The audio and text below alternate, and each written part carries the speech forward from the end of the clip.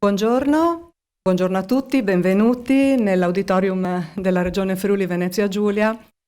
Siete numerosi, anche se come sempre non sembra, perché purtroppo la dispersività che c'è in auditorium vi fa sembrare molti meno di quello che siete. Io vi inviterei, vi prego, se non siete particolarmente timidi, mi auguro di no, a posizionarvi possibilmente nell'ala centrale, anche perché così potete fruire di una ottimale visione. Diversamente, se siete tanto lontani, potreste anche perdere un po' il senso dei materiali che saranno proposti dai nostri relatori. Vi porto il saluto dell'amministrazione regionale, in particolare dell'assessorato alla funzione pubblica e semplificazione. Io mi presento, mi chiamo Monica Feletig, sono un funzionario della regione, coordino un ufficio che si chiama Centro di Competenza Regionale Semplificazione e da lungo tempo ormai, direi, collaboriamo con il Comitato regionale del Friuli Venezia Giulia dell'Unione Nazionale Pro Loco d'Italia per lo sviluppo di iniziative di informazione e di formazione che oggi in particolare focalizziamo sul tema della sicurezza nelle manifestazioni e sagre tradizionali. Quindi ho accanto a me naturalmente il presidente Pezzarini del comitato a cui poi passerò la parola per un saluto. Ringrazio di cuore il comitato per la disponibilità e ringrazio altrettanto di cuore le persone che si sono rese disponibili oggi a collaborare, quindi che collaborano con noi per la realizzazione di questo evento e che ne sono i veri protagonisti. Poi li andrò a presentare, sono, come avete visto dal materiale informativo, presidenti di 2 pro loco della provincia di Pordenone, assistiti dai loro tecnici, dai loro specialisti tecnici, e che daranno vita ad un vero e proprio trasferimento di buone pratiche che io considero e spero considererete anche voi veramente efficace, una metodologia di apprendimento efficace. Li ringrazio in particolare perché sono volontari anche in questa occasione, quindi è una testimonianza di come il volontariato anche nei momenti formativi sia una risorsa preziosa e su cui anche le istituzioni possono contare. Questo Infoday, avete visto il titolo, in realtà è il secondo appuntamento, fa seguito ad un'altra iniziativa analoga.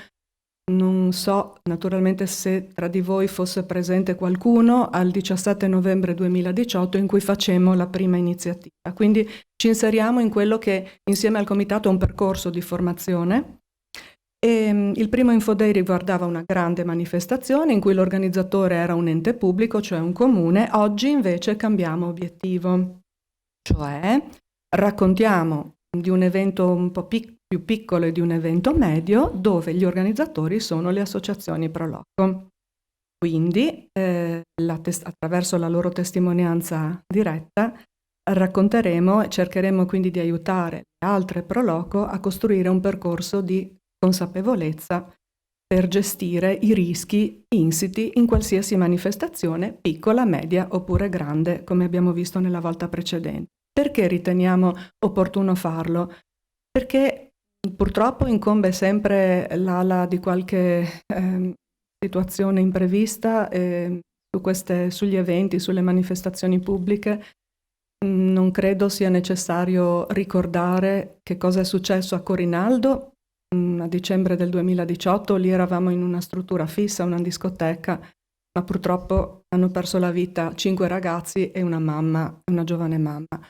E più recentemente a marzo sappiamo tutti che da un carro di carnevale del martedì grasso è caduto ed è purtroppo mancato un bimbo di 2 anni. Quindi il tema è un tema delicato ed è un tema che va affrontato senza superficialità e senza neanche estremismi, e loro ci aiuteranno a farlo. 2 informazioni di servizio. Abbiamo previsto una breve interruzione perché era stata richiesta anche nell'Infoday precedente, ma essendo sabato non abbiamo strutture di somministrazione aperte. Quindi vi preghiamo, se avete l'esigenza di una pausa sigaretta, di rimanere nei dintorni, perché se vi allontanate alla ricerca di un bar aperto, la pausa anziché di 15 minuti sarà di un'ora e quindi si perde un po' il senso della mattinata. I materiali dei relatori non sono in questo momento disponibili online, come vedete non abbiamo i cavalieri, ma per fortuna abbiamo il dono della parola, quindi poi vi racconterò, anzi sì, si presenteranno, quindi saprete chi sono, ma non possiamo esporre nominativi per questioni di silenzio elettorale su cui non mi dilungo. Gli attestati di partecipazione verranno inviati unicamente alle mail che avete indicato nel form di iscrizione. Vi prego di compilare il questionario di gradimento prima di andare via, lasciarlo all'uscita, e ricordo anche agli architetti, pianificatori, paesaggisti presenti della provincia di Udine che potranno essere loro riconosciuti i crediti formativi a condizione che firmino anche l'uscita dalla sala. Bene, un'ultima chiosa, questo Info Day in collaborazione con Umpli e con le due Proloco ha anche, diciamo così, raccoglie quelle che sono le indicazioni che tutti i presenti il 17 novembre ci hanno dato su come migliorare queste attività di informazione/formazione. Quindi sappiate che del vostro feedback, il feedback che ci darete col questionario di gradimento anche oggi, terremo conto per le future iniziative affinché servano a voi, perché non sono iniziative ovviamente autoreferenziali, ma servono proprio per favorire il trasferimento di conoscenze verso le persone che oggi sono qui un sabato mattina a apprendere contenuti e da chi ha fatto esperienza prima di loro sul tema della sicurezza nelle manifestazioni tradizionali. Presidente Pezzarini, prego un saluto. Buongiorno, grazie per essere venuti a questo secondo incontro, questo secondo Info Day, dopo quello che abbiamo fatto in autunno, dove c'era un evento molto più complesso organizzato da un ente pubblico che era Friuli Doc. Oggi abbiamo due nostri Proloco, che sono la Proloco di Roveredo, che presenta un evento con partecipazioni di qualche centinaia di visitatori, la Proloco di Casarsa, che invece presenta un evento un po' più complesso, che è la Sagra del Vino di Casarsa, che fra l'altro è alle porte, mi pare che si apra verso fine mese, quindi anche uno spot per andare a Casarsa. E questa collaborazione nasce ancora da qualche mese fa con la Regione e in particolare con l'ufficio della dottoressa Feletti. Noi ci teniamo moltissimo a questa sinergia, perché mettendoci insieme riusciamo a costruire questi momenti di formazione e di informazione. Infatti questa giornata significa anche trasmettere quelle conoscenze che noi dobbiamo avere quando organizziamo momenti eventi temporanei nei nostri territori. Dobbiamo trasmettere la cultura della sicurezza. La sicurezza è un problema di grande attualità, è un problema delicato. Solo se conosciamo quello che noi dobbiamo organizzare, siamo anche nelle condizioni di poterlo organizzare al meglio. Io ringrazio ancora la dottoressa Feletic, che è sempre disponibile nei nostri confronti, è sempre disponibile a darci supporti, risposte telefoniche, disponibilità per incontri, e la ringrazio lei e il suo staff e il suo ufficio. Mi fermo qua per lasciare tutto il tempo ai relatori e poi mi pare anche a una parte finale per un dibattito per chi vuole ulteriori chiarimenti. Buona mattinata a tutti.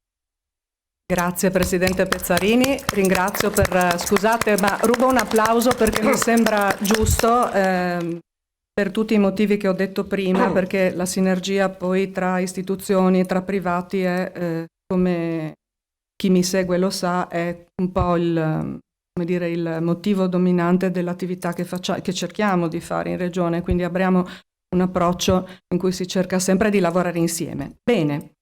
Partiamo, abbiamo detto l'evento di Roveredo in piano, abbiamo Francesco Del Bo, presidente della Proloco di Roveredo, assistito da Ermanno Bonna, presidente di EB Sicurezza e Ambiente, società a responsabilità limitata, sempre di Roveredo in piano. Sono qui alla mia destra, come vedete non ci sono appunto i cavalieri, ma poi loro potranno meglio presentarsi, insomma dare anche qualche dettaglio sulla loro attività, sul loro ruolo. Prego. Intanto ringrazio il Comitato regionale della Pro delle Proloco e con la dottoressa Feletic per averci invitato a questa importante giornata informativa. Io sono presidente della Proloco da 1 anno e poco più. E vengo da una piccola realtà, un paese di 6.000 abitanti, che ha una sagra ed è quella del 24 agosto, del santo patrono di San Bartolomeo. Ecco, abbiamo una sagra. L'anno scorso, io appunto, come dicevo prima, sono presidente da 1 anno, poco più, e abbiamo fatto una sagra molto corta di 5 giorni, dal 22 al 26 agosto. Questo ha un motivo fondamentale, perché non conoscevo ancora bene l'associazione, nel senso che non sapevo bene la forza lavoro che avevamo e cosa potevamo proporre al paese e alla comunità e alla gente da fuori. Quindi abbiamo cercato di concentrare le nostre energie. Detto questo, abbiamo riscosso un notevole successo, perché abbiamo riportato la sagra, poi vedremo, in piazza Roveredo. La piazza di Roveredo è stata ristrutturata negli ultimi 2 anni e noi abbiamo voluto ritornare alle origini. Una volta, non so se lo sapevate, si chiamava Sagra del Jalut.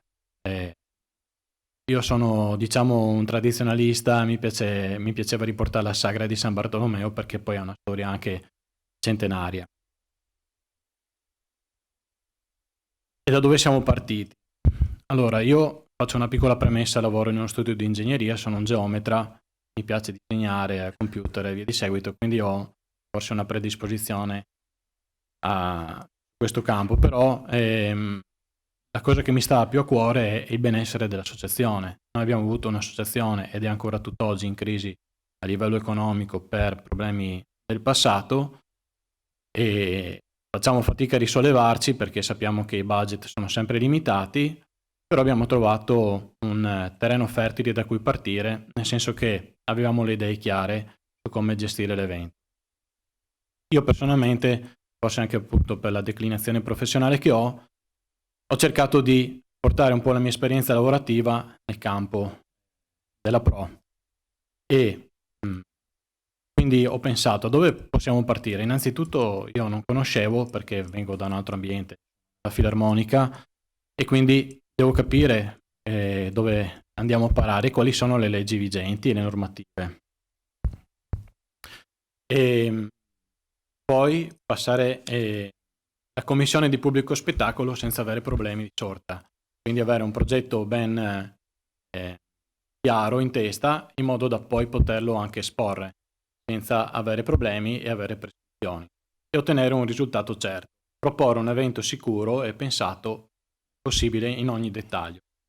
E un po' ci siamo comportati così, e ci siamo anche prospettati un metodo, cioè siamo partiti da sognare che avevamo, progettare e poi ovviamente realizzare.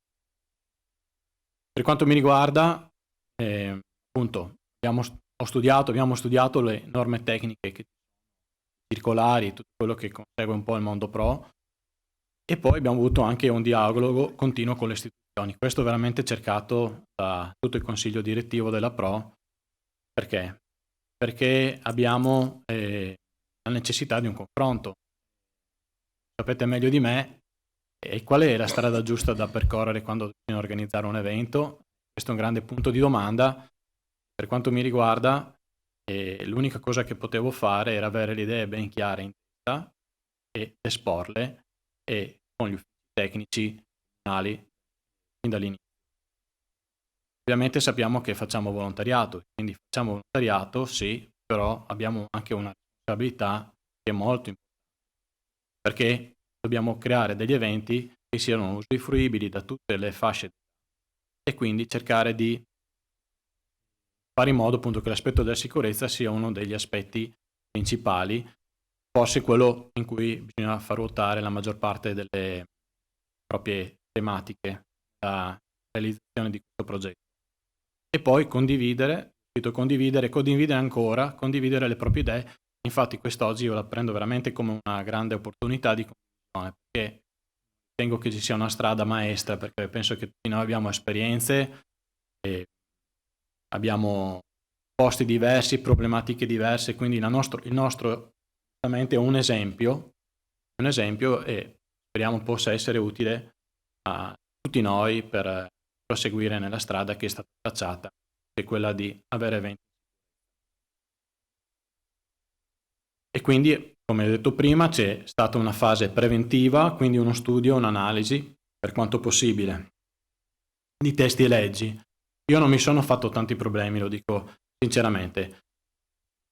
E ho contattato i commissari della Commissione Pubblico Spettacolo dell'anno precedente, in cui io non ero appunto presidente, e mi sono fatto un po' spiegare anche quali erano le problematiche che c'erano prima, perché l'anno precedente al nostro la sagra veniva fatta nella zona delle scuole, avevano anche, diciamo, secondo me un layout distributivo molto più semplice di quello che abbiamo fatto nella piazza di Roveredo, e quindi la Commissione Pubblico Spettacolo aveva messo delle prescrizioni importanti e fino all'ultimo il sindaco non aveva dato la firma, giustamente perché le carte e tutto quello che ne consegue erano a posto. Quindi ho cercato di contattare le persone che poi saranno quelle che giudicano, e lì ho avuto veramente una grande apertura. E poi mi hanno consegnato questo Comando Provinciale Vigili del Fuoco Venezia, le manifestazioni nei locali pubblico spettacolo, che è un bellissimo file PDF da leggere, che è quello per la realizzazione di pubblico spettacolo, quindi con tutte le normative, con tutte le norme e i consigli inerenti. E questo secondo me è stato propedeutico alla realizzazione del layout dell'evento, perché sapendo come muoversi poi si gestisce anche il layout distributivo delle strutture.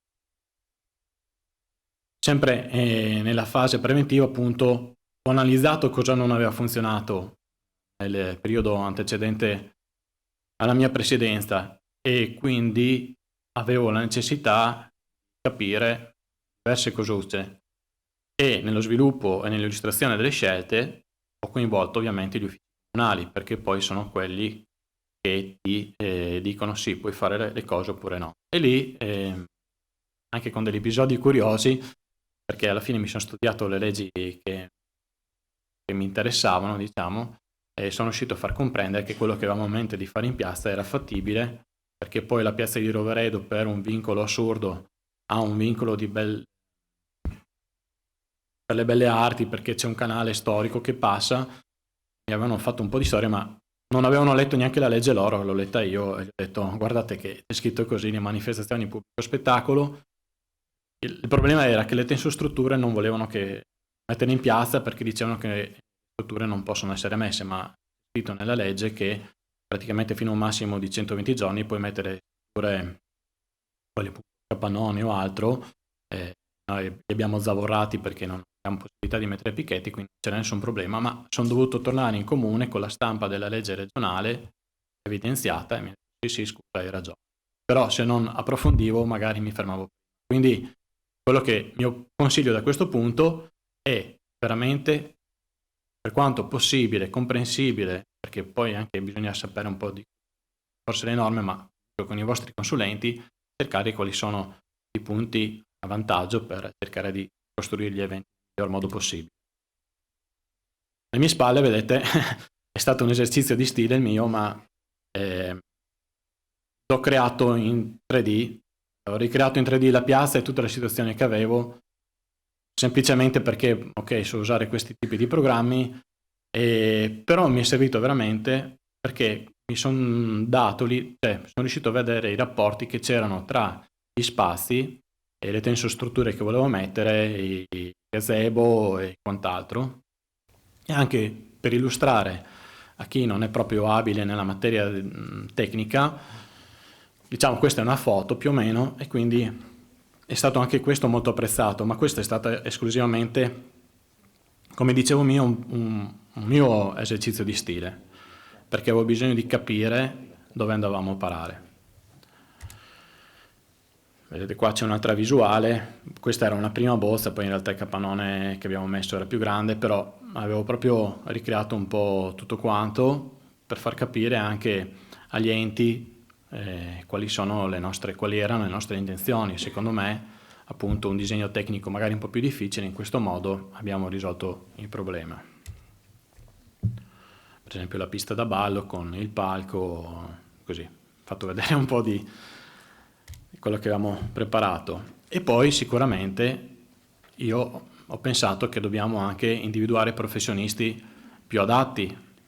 Abbiamo avuto fortuna, qui alla mia destra c'è il consulente per la sicurezza che ovviamente ha gestito una parte fondamentale della nostra manifestazione, però ovviamente le indicazioni nostre erano ben fisse, ben preparate, insomma, quindi abbiamo fatto questo investimento, perché alla fine bisogna chiamarlo investimento, è un investimento che va a tutta l'associazione, a tutta la comunità, perché è vero che è sempre, almeno, soprattutto almeno nel nostro caso, c'è la difficoltà a reperire fondi, però mettersi nei guai perché non si è arrivati a fondo di alcune problematiche, insomma, io voglio andare a dormire la sera e non avere possibilmente di questi pensieri, anche se li ho avuti, perché comunque c'è sempre un grande senso di responsabilità, penso abbiamo tutti quando facciamo queste manifestazioni. E coinvolgere, come ho detto prima, e anche gli enti. Io ho voluto essere a stretto contatto con gli enti pubblici, con i vigili del fuoco, la polizia municipale, poi sono andato all'ASL, ho chiesto dei consigli, me li hanno dati, gli ho fatto vedere come volevo gestire gli spazi, non so, l'accesso dei mezzi di soccorso con gli spazi di manovra, 13 metri di raggio, 3,50 m, la careggiata per l'autobot dove l'idrante sottosuolo, che poi c'è l'idrante sottosuolo a Roveredo ma non è segnalato, e ci hanno detto noi della Proloco potete mettergli un segnale, quindi voglio dire facciamo anche il ruolo di sistemare delle cose che non funzionano, però vabbè, questo secondo me è un aspetto importante, quindi illustrare a chi poi deve venire a controllare e verificare qual è la vostra e la nostra strada che abbiamo voluto intraprendere, no? E così in commissione di pubblico spettacolo, non dico che buona parte del materiale era già stato visionato, però almeno non si sono ritrovati una cosa completamente nuova, visto che gli anni scorsi non avevano avuto una bellissima percezione dell'associazione, secondo me. Vi faccio vedere alcuni elaborati che abbiamo presentato. Abbiamo fatto una prima planimetria illustrativa delle zone di accesso con i parcheggi disponibili, le vie di fuga indicate con le freccine verdi, poi i divieti di accesso con le svolte obbligatorie, i punti di raccolta, e abbiamo cercato di dare questo primo approccio. Questa era la prima tavola in progetto. Una seconda tavola più generale dove ho messo layout distributivo. Abbiamo contato tutti i tavoli, avevamo circa 1024 posti a sedere, li abbiamo anche riempiti tutti quando il tempo è stato favorevole, e abbiamo assegnato la pista a ballo, gli stativi, le casse audio, gli impianti audio, i gazebi, la torre faro che almeno nel nostro caso è obbligatoria per come è stata disposta la sagra, l'area delle cucine, le diverse tipologie di gazebo, e poi ovviamente abbiamo presentato anche una planimetria per la TOSAP per capire quanto dovevamo pagare di tasse, con le aree sotto le 6 ore e quelle ovviamente le aree di calcolo per l'occupazione in suolo pubblico. Questo è un piccolo estratto, avevamo contato proprio i posti a sedere nei singoli punti focali della sagra, quindi abbiamo un largo, poi il sagrato vicino alla scuola di musica, i gazebo, gli ombrelloni, la zona cucina spiegata come l'avevamo gestita, poi c'era la leggenda dove era indicata la posizione dell'ambulanza, che non è obbligatoria per noi perché noi siamo vicini all'ospedale di Pordenone. Anche lì io ho detto avevamo una marcia serale, poi la domenica doveva esserci la ciclopedalata e ho pensato a questo punto la mettiamo ogni sera, perché sono sempre, almeno noi, lo dico, sono 180 euro, quindi sono 1000 euro per 5 giorni. Anche lì sono investimenti, però voglio ben dire, averli vicino, secondo me cambia anche la sensazione che la gente nell'avvicinarsi alla sagra. Questo è un piccolo particolare, non so se potete notare, qui i tavoli sono stati numerati con delle misure per indicare anche le vie di fuga. Infatti nel metro 20 poi all'interno del capannone ci sono ovviamente tutte le lampade di sicurezza e poi gli estintori sono stati messi e tutto il resto. E avevamo i bagni chimici, le dimensioni del palco, che comunque il palco era comunale, le tensostrutture collaudate e certificate da noleggiatore, in questo caso noi ci affidiamo a Marcolini di Pordenone, e poi ovviamente c'è stata la parte di presentazione all'interno dello sportello unico attività produttive. Noi come Roveredo in Piano siamo all'interno dell'UTI del Noncello e quindi il nostro SUAP è ad hoc per Pordenone, Roveredo in Piano, Fontana Fredda, Porcia, è un altro paese non mi viene in mente, Fontana Fredda, sì, ok. E abbiamo abbiamo scaricato tutti i PDF, li abbiamo compilati con la firma digitale, premessa. La Pro Roveredo non aveva neanche la firma digitale e tutto, quindi abbiamo avuto la firma digitale con la chiavetta e poi abbiamo fatto abbiamo consegnato tutti gli elaborati, tutti in ordine, quindi la SCIA, la NIA, il TULPS, TOSA, pubblico spettacolo, l'impatto acustico, la sicurezza, elaborati grafici e relazioni. Poi abbiamo fatto un estrapolato, diciamo, tutti i file, quindi requisiti antimafia che ti richiedono 10 volte per la stessa cosa e la somministrazione temporanea. Insomma abbiamo poi inserito poi per esempio nota generale, che ve leggete qui in fondo. Nota generale perché poi devi, il giorno stesso che ti danno l'autorizzazione al pubblico spettacolo, devi reinserire nel SUAP tutto il materiale che è stato una volta che sono stati terminati, montati i capannoni e tutto il resto, devi inserire le certificazioni, le firme dei consulenti. E poi adesso passerei la parola al signor Ermanno Bon, perché come dicevo prima la sicurezza è molto importante. Sono giusto nelle tempistiche? Sì. Perfetto. Ok. La sicurezza è molto importante e quindi il piano emergenze, direttiva sicurezza e safety. Faccio una piccola premessa da quello che è poi la famosa Gabrielli, che secondo me è stata poi rivista nella circolare di luglio, ma poi almeno la mia idea è un'idea che dopo vi spiego. Comunque lo sapete meglio di me: il piano massimo affollamento, piano di emergenza, piano di impiego, cura organizzatore, adeguato numero di operatori appositamente formati, comitati di accoglienza, stradamento, tutte queste bellissime prescrizioni necessarie, previsione di attenti servizi di vigilanza e osservazione al fine di cogliere e circoscrivere per tempo ogni possibile segnale di pericolo o minaccia per l'adozione di misure di contrasto, e protezione aree interessate, individuazione di aree idonee a fine di realizzare mirati controlli sulle persone per impedire l'introduzione di oggetti pericolosi e atti offendere, opportuna sensibilizzazione degli operatori impiegati nei vari servizi. Io qua ho messo degli asterischi in fondo. Questo è il punto focale, secondo me, incolumità per i propri associati, e questo io l'ho visto come un nodo importante, perché è vero che dobbiamo dare questa sicurezza,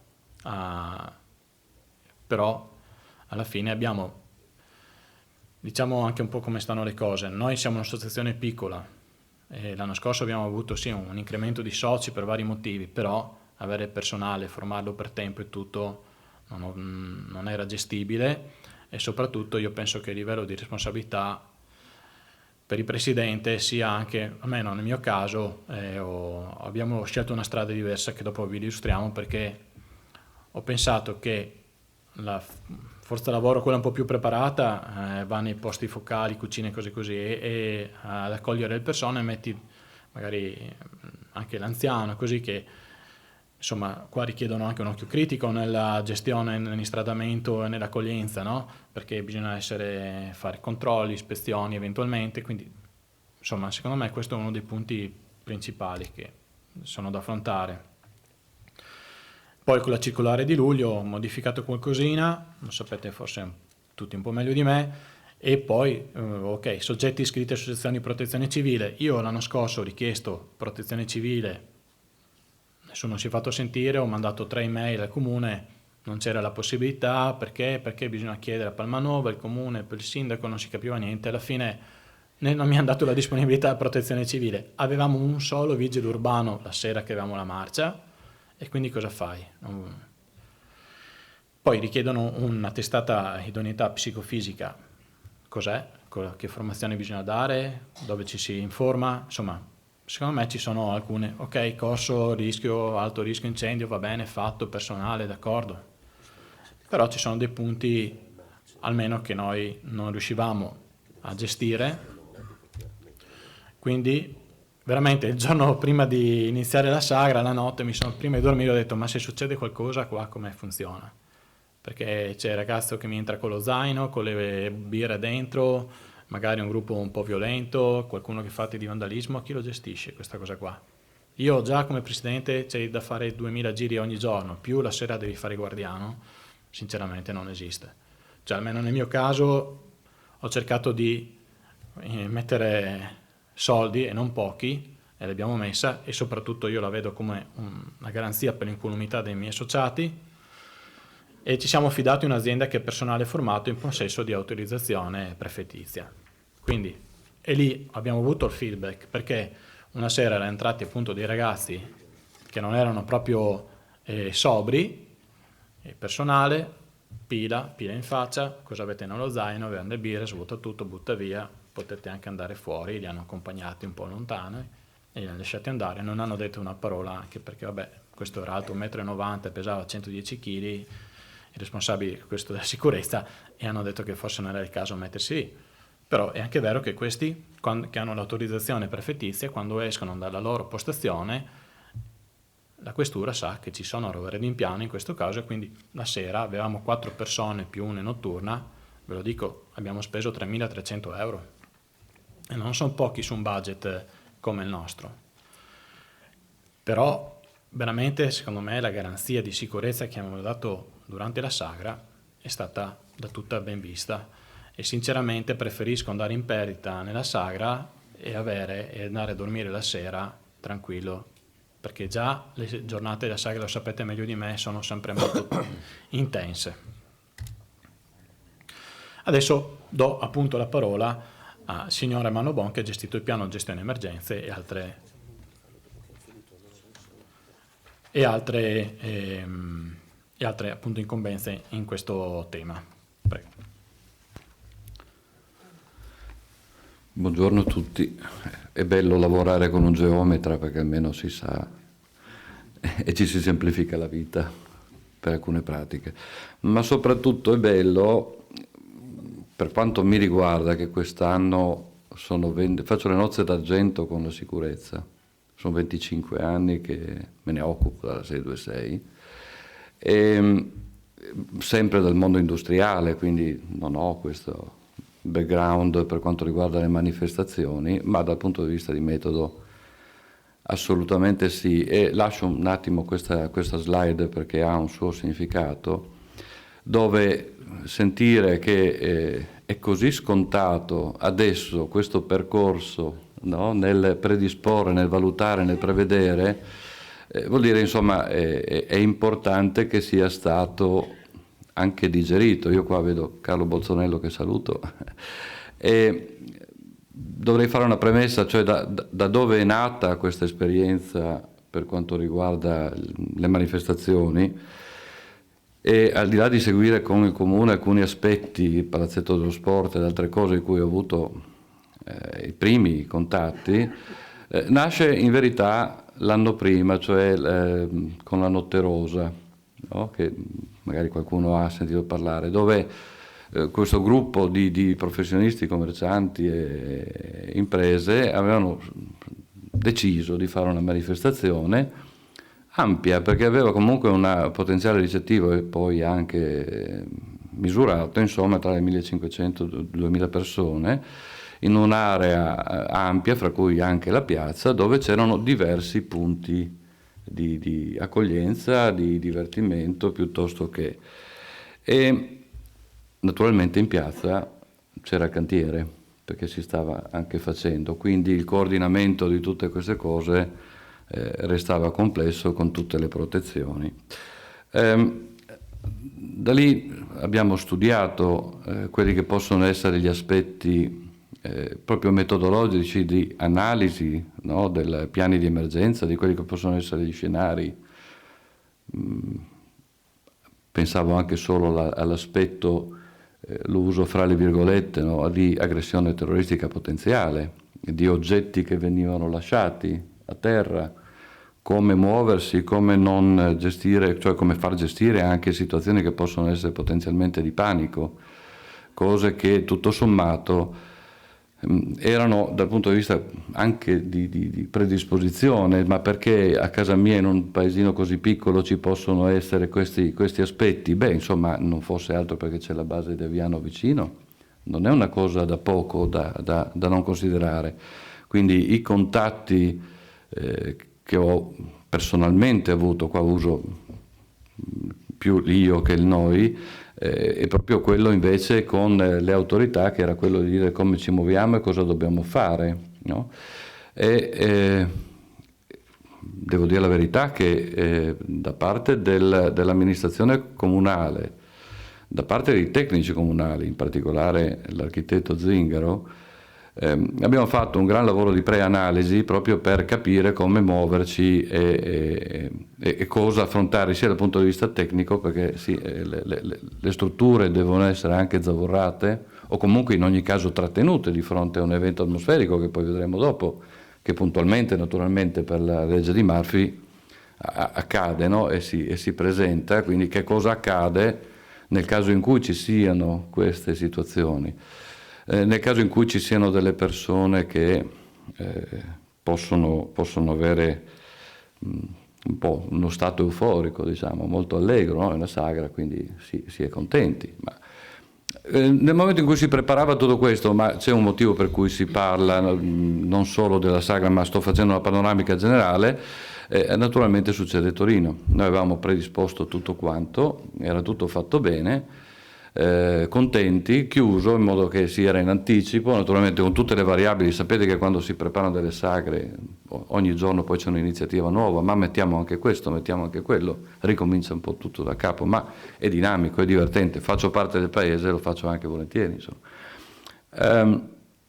Arriva Gabrielli, a questo punto riprendi tutto in mano, la circolare naturalmente, ma soprattutto l'evento drammatico, che è quello che ha fatto ragionare un po' di più.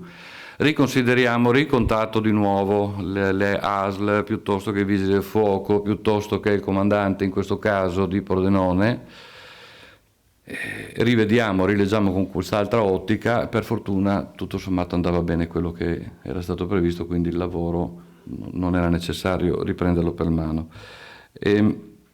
A questo punto, per quanto riguarda la sagra, dal punto di vista di metodo diventava un pochino più semplice. E allora la prima fase, per quanto mi riguarda, quando mi ha contattato Dalbò, è stata soprattutto quello di fare molte domande per capire che cosa aveva in mente, qual era il desiderio e il metodo e quali erano poi gli obiettivi da raggiungere, no? Perché questo di cui abbiamo fatto l'esperienza era tutto in una notte.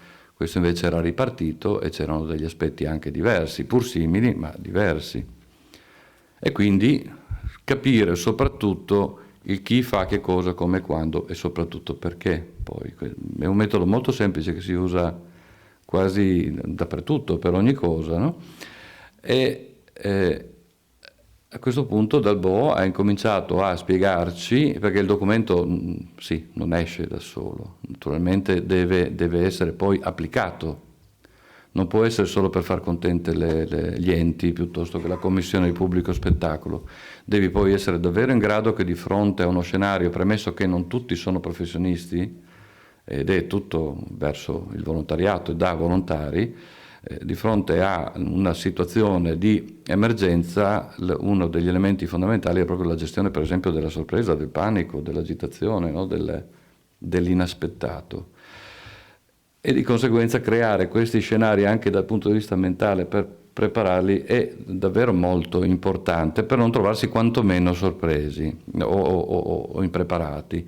E allora quelli che erano i dati, no? Le domande varie erano proprio il chi fa che cosa, ma in un organigramma, cioè quali sono le attività che si intende portare avanti, quali sono gli eventuali soggetti che sono coinvolti, perché non necessariamente sono solo della Proloco, ma possono essere più realtà che possono condividere, anzi spesso e volentieri è così, quali sono le competenze di questi soggetti e quali sono i riferimenti, quindi la gerarchia, le responsabilità, stabilire poi un cronoprogramma di tutte queste iniziative, prevedere le eventuali interferenze fra loro, che non ci siano sovrapposizioni o dispersioni di energia o addirittura delle mancanze. Poi queste risorse che competenze hanno, cioè con che cosa ho a che fare, con quale risorsa, no? Se questo ha già un suo background culturale, di formativo, educativo, se è già predisposto per la gestione ad esempio delle emergenze, ma non solo, se conosce i concetti di valutazione rischi, perché tutti noi lavoriamo, sappiamo tutti, riceviamo, no? Corsi sulla sicurezza, però poi contestualizzarli in altri ambiti a volte non è proprio così automatico, no? E qui nasce la necessità del geometra, cioè un layout che sia chiaro in maniera tale che sia ben definito, ma non è necessario il 3D, perché sennò poi arriviamo anche alla realtà virtuale, ma l'importante è sapere dove potersi muovere e come potersi muovere, soprattutto di fronte a una condizione di fuga o di subordine di accesso o di vincolo. Quali sono le energie che ho a disposizione, quindi quanti sono gli addetti, no? Per suddividere poi gerarchicamente le competenze, sia per poi è stato risolto in maniera molto intelligente l'aspetto del safety, perché c'erano poi delle aree di sovrapposizione del non posso fare alcune cose, posso fare altre, di conseguenza le ha risolte con questa azienda incaricata. E poi per quanto riguarda diciamo il riordino dell'ordine pubblico piuttosto che della viabilità, la gestione dei rifiuti, perché non va trascurata assolutamente, e tutto l'aspetto di segnalazione di queste vie di fuga, che siano sostenibili, che non siano un adempimento, ma che tutto sommato siano effettivamente studiate perché siano visibili e con dimensioni adeguate, tali per cui, sapete che la gestione del panico è complessa, e siano tracciate in maniera ben chiara. Quali sono il numero dei varchi e come proteggerli per un'aggressione eventuale o comunque un'intrusione, ma soprattutto per far raggiungere poi i mezzi di soccorso e di conseguenza la predisposizione necessaria.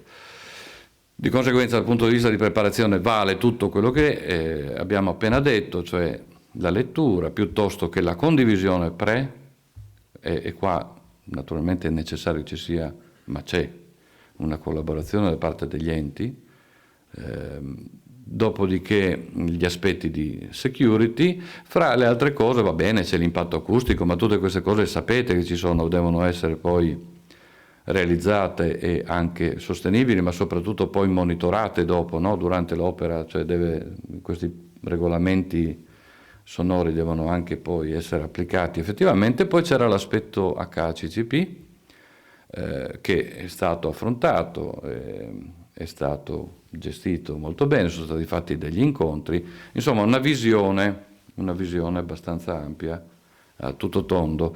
Per fare tutto ciò naturalmente gli elaborati poi devono essere condivisi, devono essere dati e quindi attenzione, non solo condivisi unilaterali, devono essere condivisi ma poi anche compresi, no? E quindi capire effettivamente se sono per tutti chiari.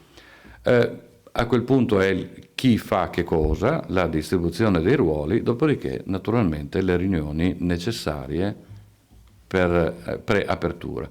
Quali sono le dotazioni che sono state suggerite, mutuate dalle esperienze precedenti e poi devo sapere chi sono gli addetti, quindi devo dargli un riconoscimento.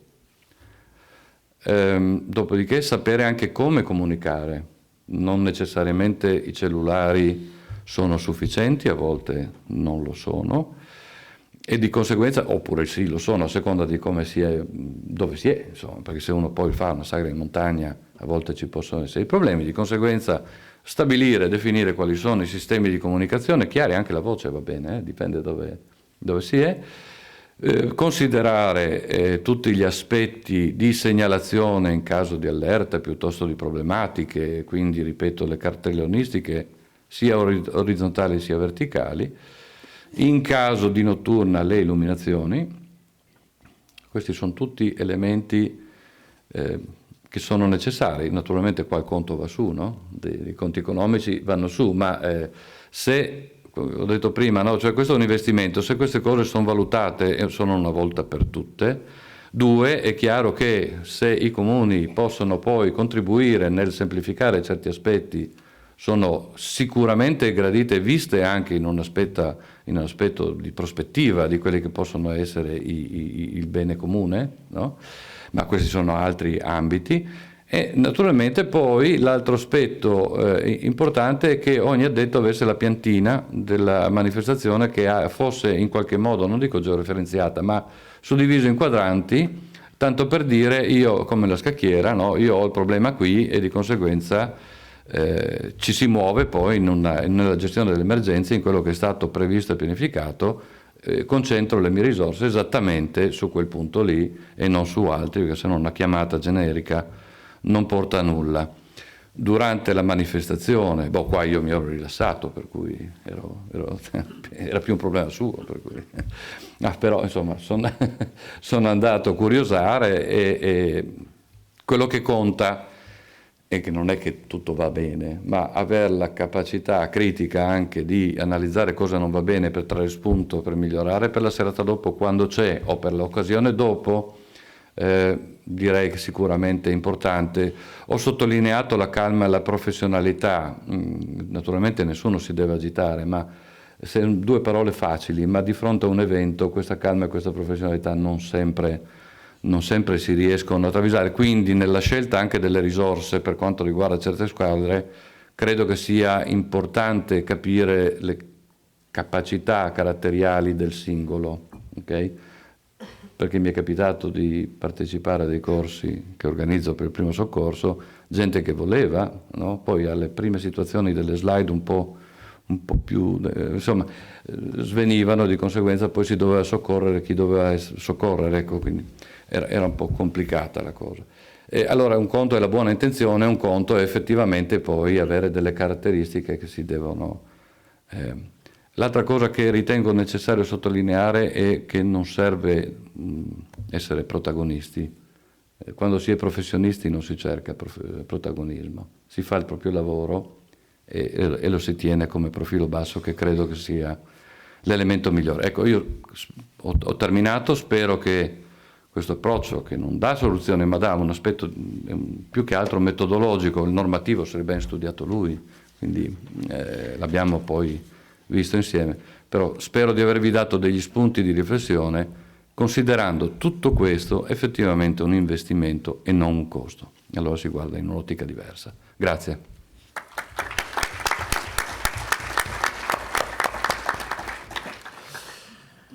Sì, veramente c'è stato, penso lo possa confermare il signor Bon, un unico interesse tra la collaborazione, tra la nostra joint venture, diciamola così, no? E quindi veramente questa cosa ha portato poi dei risultati fattivi. Qua sono ancora piccoli esempi. Questa per esempio faceva parte del piano delle emergenze, dove già si intravedono appunto le vie di fuga, i divieti di accesso, gli addetti posizionati in prossimità dei varchi. Poi questa, non so se l'avete compilata mai, o tutti o qualcuno, questa è la famosa tabellina per la classificazione del rischio, che è il rischio medio. Normalmente, cioè per rischio basso devono muoversi 4 gatti, veramente difficilissimo. Noi come Sagra siamo nel rischio medio, e anche studiandola io mi sono accorto che ci sono delle inesattezze, perché se logistica dell'aria più scelte, servizi igienici disponibili, meno un punto, bene, abbiamo i bagni pubblici, disponibilità dell'acqua, meno un punto, punto di ristoro, meno un punto, difficoltosa accessibilità dei mezzi di soccorso, più un punto. Noi non ce l'avevamo, abbiamo una buona accessibilità nei mezzi di soccorso, uno, o se metti più davanti è comunque più uno, quindi quell'uno non è un più ma dovrebbe essere un meno, no? Quindi già quando ti danno le tabelle almeno dovrebbero leggere per bene, perché un punto può cambiare, insomma. Comunque, per dire, l'analisi è stata fatta in modo approfondito di tante cose. Questo è un piccolo esempio dell'impatto acustico. Noi abbiamo consegnato allo studio proprio come avevamo gestito le serate, con i nomi dei gruppi, poi ovviamente c'erano le schede dei materiali utilizzati, gli orari, con le deroghe, con tutto quello che serviva. Ovviamente poi abbiamo compilato tutta la documentazione, e su questo noi abbiamo fatto in modo di gestire più aree di impatto, quindi avevamo una fase serale in un punto e la fase dei gruppi sul palco, quindi abbiamo dato un layout, e nella relazione poi sono indicate 2 fonti sonore. Mi permetto che qua c'è la Elena che ha realizzato questo documento. Grazie. E quindi, ricapitolando, quello che abbiamo cercato di dare alla nostra iniziativa è stato un approccio sistematico. Per me, come neofita, assolutamente la mia necessità era quella di capire come e dove, appunto, quando, tutte queste cose qua, ma soprattutto sapendo la responsabilità che si ha, e quindi cercare di ridurre al massimo le problematiche e quindi rendere l'ambiente il più sicuro possibile, tolto il fatto che, ripeto, siamo volontari, e questa parola deve essere chiara, perché il volontariato è una grande spinta per la nostra società e va aiutato. Io devo dire la verità che mi sono trovato sempre bene con gli enti a cui ho sottoposto tutto quanto, e ho veramente capito le buone intenzioni. Se questo non fosse, ogni tanto secondo me bisogna far pesare che appunto è volontariato e lo si fa per il bene comune. Quindi la ricerca poi di soluzioni in ambito nazionale e tutto il resto, spero che prenda sempre come punto di riferimento questa cosa qui, no? Cioè la responsabilità sì, ma di persone che lo fanno veramente per la comunità. Poi c'è stata la ricerca di consulenti, e abbiamo avuto fortuna, secondo me, voi l'avete potuto testare quest'oggi. Appunto la richiesta di incontri preventivi per illustrare il layout e le soluzioni che avevamo così previsto. Poi la progettazione, disegni e relazioni. Disegni, ovviamente io sono facilitato, però questo non toglie che ci sono veramente, come quest'anno, siccome in questo ambito ci sono gli architetti o geometri o ingegneri che hanno una grande professionalità e quindi possono gestire al meglio queste cose per l'associazione. Poi un adeguamento associativo che secondo me ci deve essere, è formativo degli organi almeno consigliari o di chi dà una mano per l'uso dello sportello unico attività produttive, perché comunque questo è il futuro, e noi l'abbiamo vissuto veramente anche in un modo formativo. Quindi tutta la documentazione compilata è in regola, perché è stata tutta visionata, e infatti in commissione pubblico spettacolo c'erano domande molto tecniche e siamo sempre riusciti a rispondere. Poi anche sul campo, quando abbiamo fatto il sopralluogo, dopo vi dico un paio di cose. Comunque vado avanti. Acquisire certificazioni, è importante che le aziende a cui ci affidiamo ci diano le certificazioni. Poi ho scritto gazebo al plurale che non si può scrivere, gazebo, le dichiarazioni di conformità, i quadri elettrici, marchiature CE, tutte queste cose sono fondamentali, e io ho fatto un plico enorme, ma penso lo facciate tutti, con tutti i PDF stampati in copia. Poi questa cosa qui veramente va a garanzia dell'associazione, perché se succede qualcosa chi ci fornisce materiale si prende la propria la parte di responsabilità, no? E come dicevo prima, tutta questa fase preventiva ti dà la possibilità di affrontare la commissione di pubblico spettacolo, almeno io l'ho vissuta così, con una sincera, come si può dire, sicurezza nel mio limite come persona, però ho detto abbiamo fatto il massimo che possiamo fare, il massimo possiamo fare questo in questa situazione, come siamo messi, tutte le rogne che abbiamo, però veramente abbiamo cercato di svolgere al meglio, perché ci teniamo veramente sia ai propri associati ovviamente, ma a tutta la comunità. La gestione delle emergenze, l'esplicazione poi del piano delle emergenze ai propri soci e la suddivisione in squadre. Quindi abbiamo compilato quei form che ci ha dato lo studio e abbiamo fatto delle riunioni con, anche lì abbiamo messo le slide della piazza, abbiamo fatto capire come si muoveva, come ci si deve muovere, E come ho detto prima, la notte prima degli esami, cioè la notte prima della sagra, io ho pensato che dovevo avere la sicurezza comunque a fidarmi a una società. Ripeto, è un'associazione che dal 2017, prima di me, è passata da cinquantina di soci effettivi, l'anno scorso anno siamo arrivati a 140, però lo sapete meglio di me, ci vuole tanta gente in cucina, dietro i bar, dietro i chioschi, a pulire i tavoli, quello e quell'altro, quindi devi avere anche la gente che è serena per svolgere certi ruoli, come si diceva prima, no? Cioè deve avere una cognizione di causa.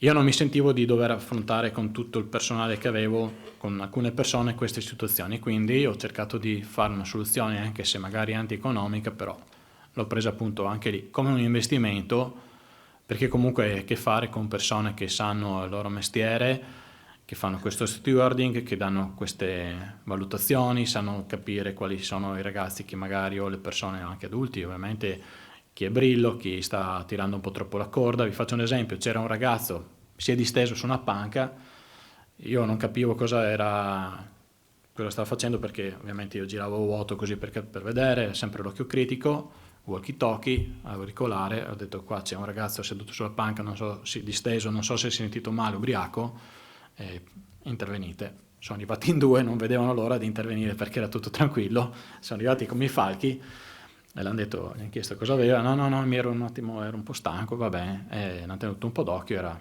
a posto, però anche lì walkie talkie, abbiamo comprato i walkie talkie, quindi almeno il nucleo operativo, così diciamo, nostro della Pro era completamente interconnesso. Quindi poi durante le stesse serate ci vuole un controllo progressivo e anche un feedback.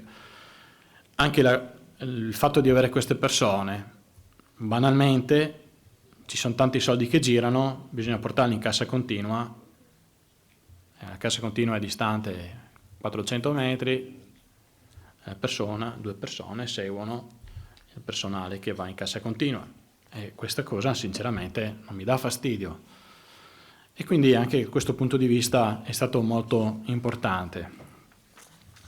Esperienze vissute, ne abbiamo vissute veramente tante alla sagra, come siete abituati forse più di me, perché io veramente sono neofita nell'ambito delle prove. Però abbiamo una cosa che volevo tenere a sottolineare: prima della sagra abbiamo fatto un altro evento, abbiamo chiamato Roveredo Vintage a maggio, e questo qua l'avevo proprio concepito come un evento pilota per la sagra, perché era formato da 3 serate, non avevo capannoni ma avevo gazebo. Tra l'altro questo qua è degli amici di Pordenone. Mercoledì sera abbiamo girato tutto il giorno, abbiamo sistemato i gazebo, abbiamo messo, allora il regolamento comunale nostro almeno prevede che ci siano, ve lo dico no, perché dopo magari, comunque 240 kg di zavorra per ogni gazebo, ok? Qua apro e chiudo la parentesi. Fortuna vuole che tramite amicizia o altro, queste, voi le vedete qui, queste zavorre ce le ha fatte una fonderia, ok? Quindi sono 60 kg per gamba.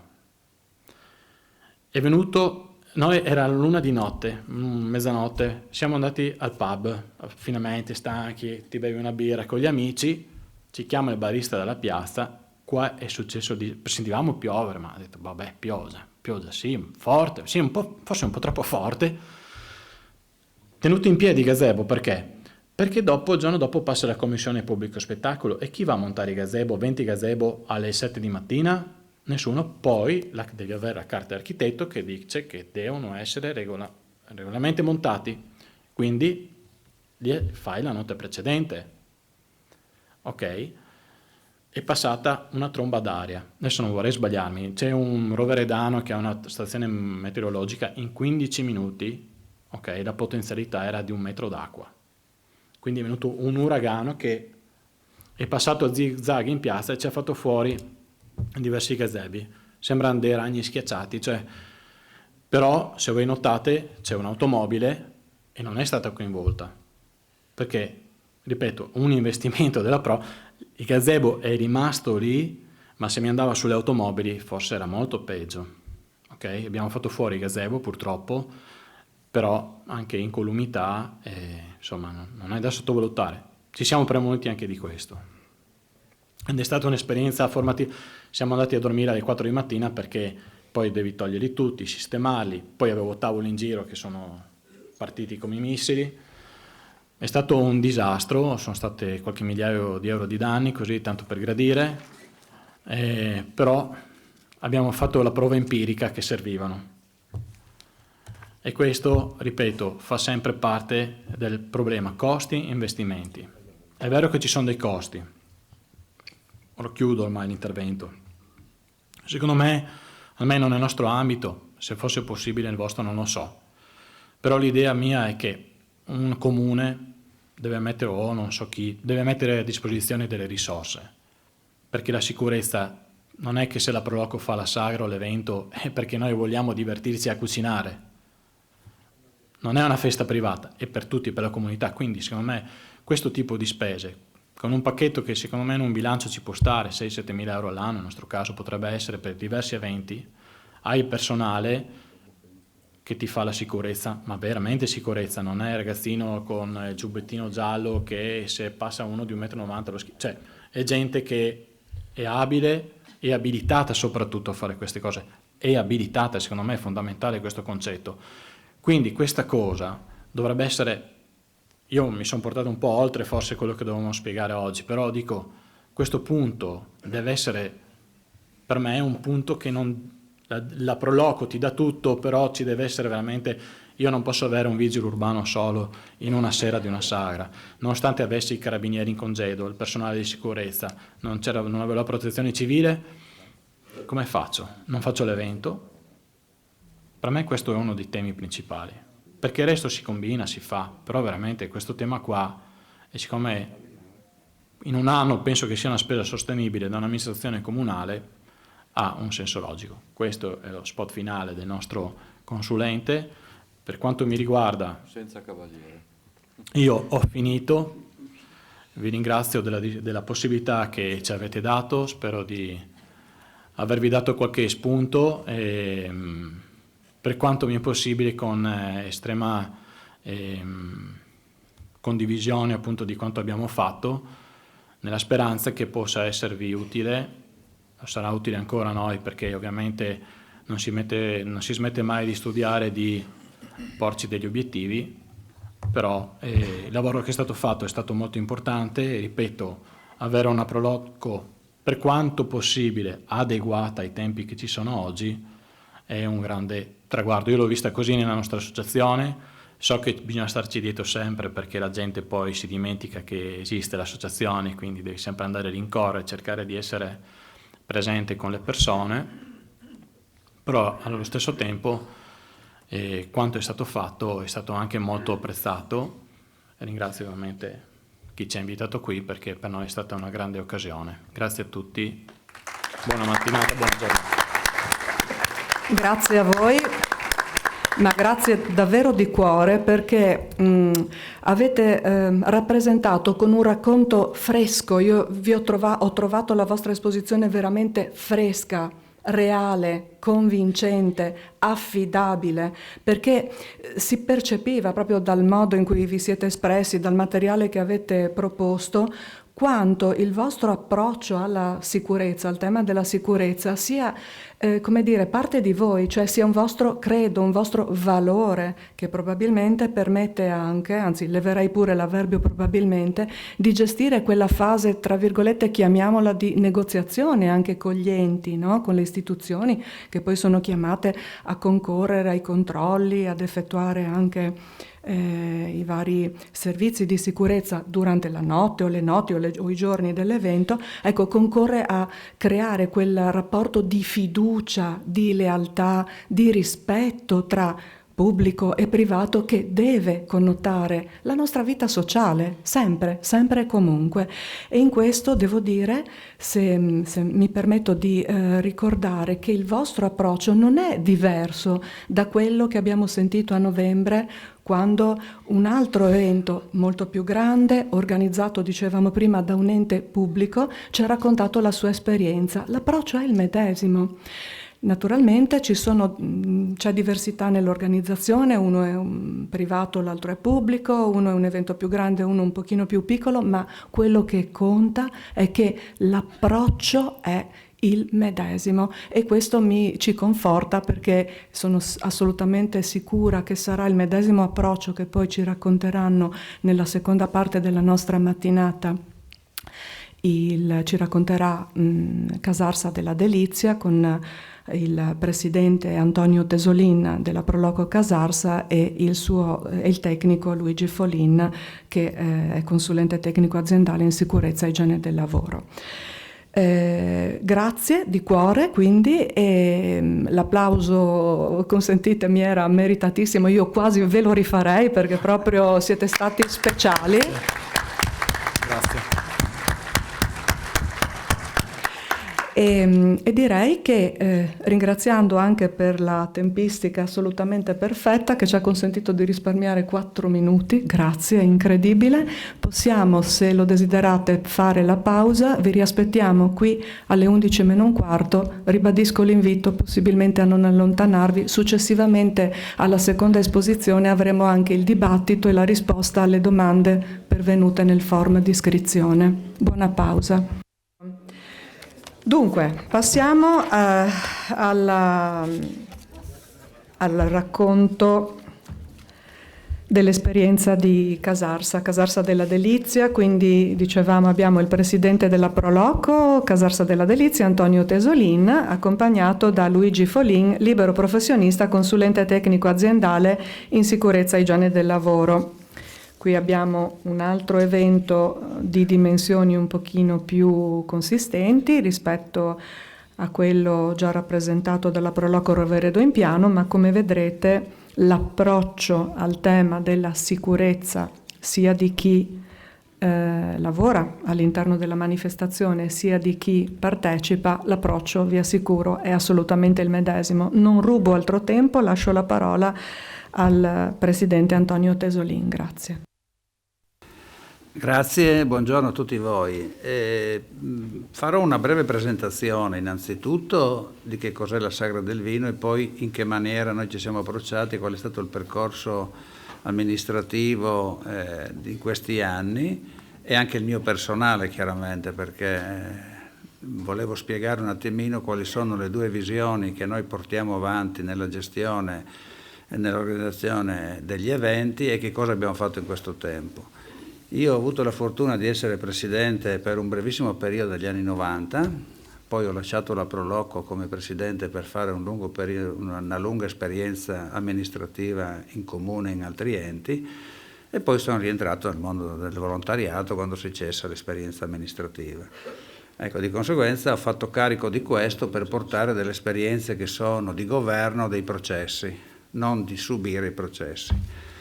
Sagra del Vino di Casarsa, 71 anni quest'anno, nasce nel primo dopoguerra come necessità di uscire dalla guerra, dalla grave crisi, dal ventennio dittatoriale, di conseguenza di uscire da quella che è stata la devastazione che ha avuto il nostro territorio. Non a caso abbiamo appena chiuso la Sagra di Bertiolo adesso, che è con termine a noi, e di conseguenza rientra in tutta questa serie di ragionamenti di dare vivacità economica ai propri territori. Di conseguenza, ecco, mi avvicino un attimo così, ecco, e di conseguenza quella di mettere un territorio nel poter esprimere anche un valore economico. La Sagra del Vino nasce in quel contesto. L'organizzatore era la cantina sociale di Casarsa, la famosa CSC, insieme al comune. Mostra espositiva, feste, luna park, consumo di bevande, momento di presentazione di prodotti economici, discussione sulle culture agronomiche, quello che normalmente fa una festa, che diventa un luogo di aggregazione. Da quella volta, dalla fine degli anni 40, la Sagra è evoluta tantissimo, ha cominciato ad espandersi non solamente in una piccola area all'interno della cantina sociale di Casarsa di quel tempo, ma nella piazza con tutta una serie di eventi familiari, di intrattenimento, il ballo, prima abbiamo visto i tendoni con le piste da ballo, il ballo, le tradizioni, le feste, le degustazioni, l'uscire per stare in compagnia, per fare tutta una serie di attività. L'evoluzione è stata che dagli anni 90 la Proloco di Casarsa ha avuto ha avuto un riconoscimento importante nello Statuto comunale, a cui gli è stata riconosciuta un ruolo di associazione, tra virgolette, più importante e di riconoscimento del ruolo che svolge a livello comunale. Successivamente, nell'evoluzione della gestione che c'è stata della Sagra del Vino, abbiamo cercato di portare quelli che erano strumenti di allargamento e di conoscenza di quelle che erano le necessità che avevamo incontro, e di conseguenza abbiamo creato una struttura che era in parte amministrativa e in parte sicuramente tecnica, per coinvolgere i vari soggetti. La Sagra, come potete immaginare, chi viene lì occupa il paese, non occupa una piazza, occupa il paese, e occupare il paese significa occupare il centro di un paese di 8.000 abitanti e bloccarlo per un mesetto, e non è una cosa facile nel contesto nostro, perché nel caso nostro non ci sono slarghi, piazze gigantesche, strade, ecco, di conseguenza crea un imbarazzo notevole per le attività economiche, per i residenti, per la mobilità, per gli stessi che attraversano lungo la statale Pontebana, che attraversano il paese, di conseguenza crea tutte queste cose.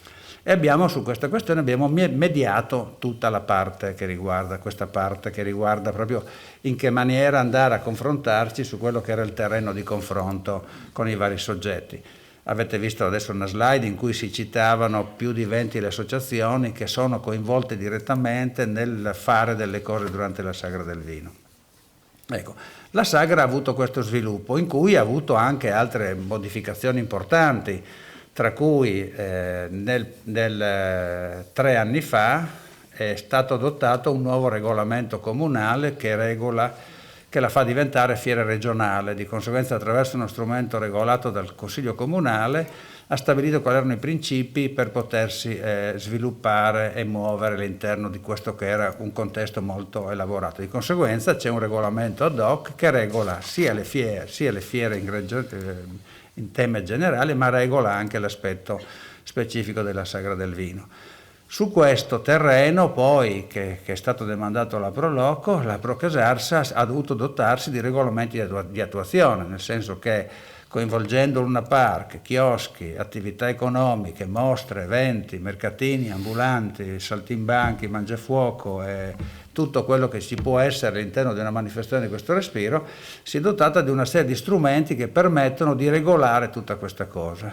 L'abbiamo fatto perché chiaramente il Consiglio Comunale demanda alla Proloco e stabilisce che non è la Proloco che fa la festa, ma è la Proloco insieme al Comune e ai Vini della Delizia che organizzano l'evento. Di conseguenza una compartecipazione tra i grandi soggetti, che sono quelli che danno l'input fondamentale per tutta la parte che riguarda tutta l'organizzazione dell'evento. È chiaro, un evento che si sviluppa nelle fasi generali già 8-10 mesi prima, come i grandi eventi chiaramente. Nel caso nostro, con la complessità di essere un comune piccolo, insomma, ecco. Però, visto che ormai 71 anni ce l'abbiamo fatta, siamo andati. Volevo solo soffermarmi brevemente su una questione che è questo qui. Ecco, la Sagra del Vino, nata 71 anni fa, ha vissuto i primi anni la presenza di tra i 6 e i 7 mila militari che erano di stanza a Casarsa, che uscivano in libera uscita la sera o la domenica. Di conseguenza c'era questa presenza notevole, importante, di ragazzi con la divisa che andavano in giro per Coro. Ha vissuto gli anni del terrorismo, di conseguenza ha vissuto gli anni in cui c'era il terrorismo rosso e nero, e di conseguenza bisognava avere una grande attenzione verso questo aspetto. Ha vissuto gli anni di uno bomber, nel senso che noi in provincia di Pordenone oggi ci dimentichiamo, abbiamo vissuto quel periodo lunghissimo in cui eravamo tutti preoccupati e di quant'altro. E chi ha governato questi processi li ha governati sempre con coscienza e con partecipazione, con le forze dell'ordine, con i volontari, con tutte le cose che sempre sono state pensate, perché quando si fanno scendere in un paese decine di migliaia di persone bisogna pensare sempre al bene comune, al fatto che si fa una festa per divertirsi e non per danneggiarsi. Questo è lo spirito che pervade Casarsa, lo spirito che pervade, proprio che ci riempie, è una cosa che noi la sentiamo nel sangue, insomma, è nel nostro DNA questa cosa, perché è vissuta perennemente anno dopo anno, di conseguenza diventa.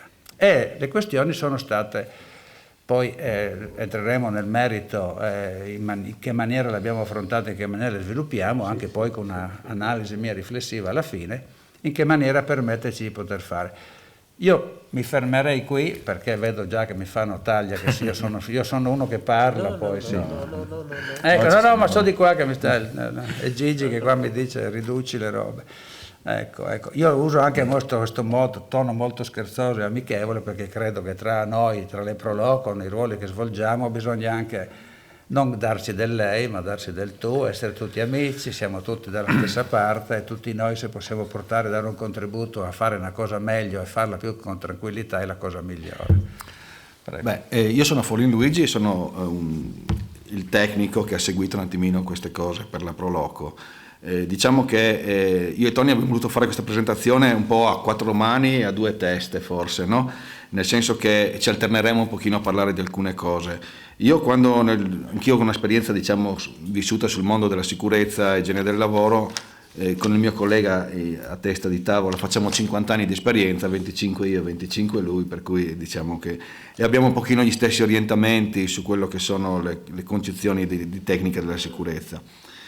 Quando nel novembre del 2016 il presidente della Proloco mi ha coinvolto in questa avventura dicendo di fare un progetto globale della sicurezza della Sagra del Vino, sono stato orgoglioso di prendere in mano questa cosa, anche se era una cosa abbastanza innovativa per quel tempo. Perché innovativa? Perché la circolare Gabrielli arriva nel 2017. Noi nel 2016 cominciamo già a parlare di alcune cose, per cui cominciamo a parlare di piano di gestione delle emergenze, per cui una cosa che andava un pochino avanti su quello che era poi le dinamiche che ci sono state, che ci hanno prospettato alcune cose. Diciamo che il mio compito è stato quello di fare queste cose dando delle dinamiche della sicurezza, le mie cosiddette dinamiche della sicurezza, per cui dare una formazione, un addestramento, una pianificazione, una serie di procedure, un sistema di cooperazione e un sistema di coordinamento. Questo cosa vuol dire? Vuol dire che facendo degli incontri veri e propri tra l'associazione delle Proloco, il comune di Casarsene, le persone proprio delle singole persone, cioè degli assessori, del sindaco, dei funzionari comunali, del comandante della polizia locale, del comandante della stazione dei carabinieri di Casars, abbiamo lavorato per gestire e coordinare un piano di gestione delle emergenze.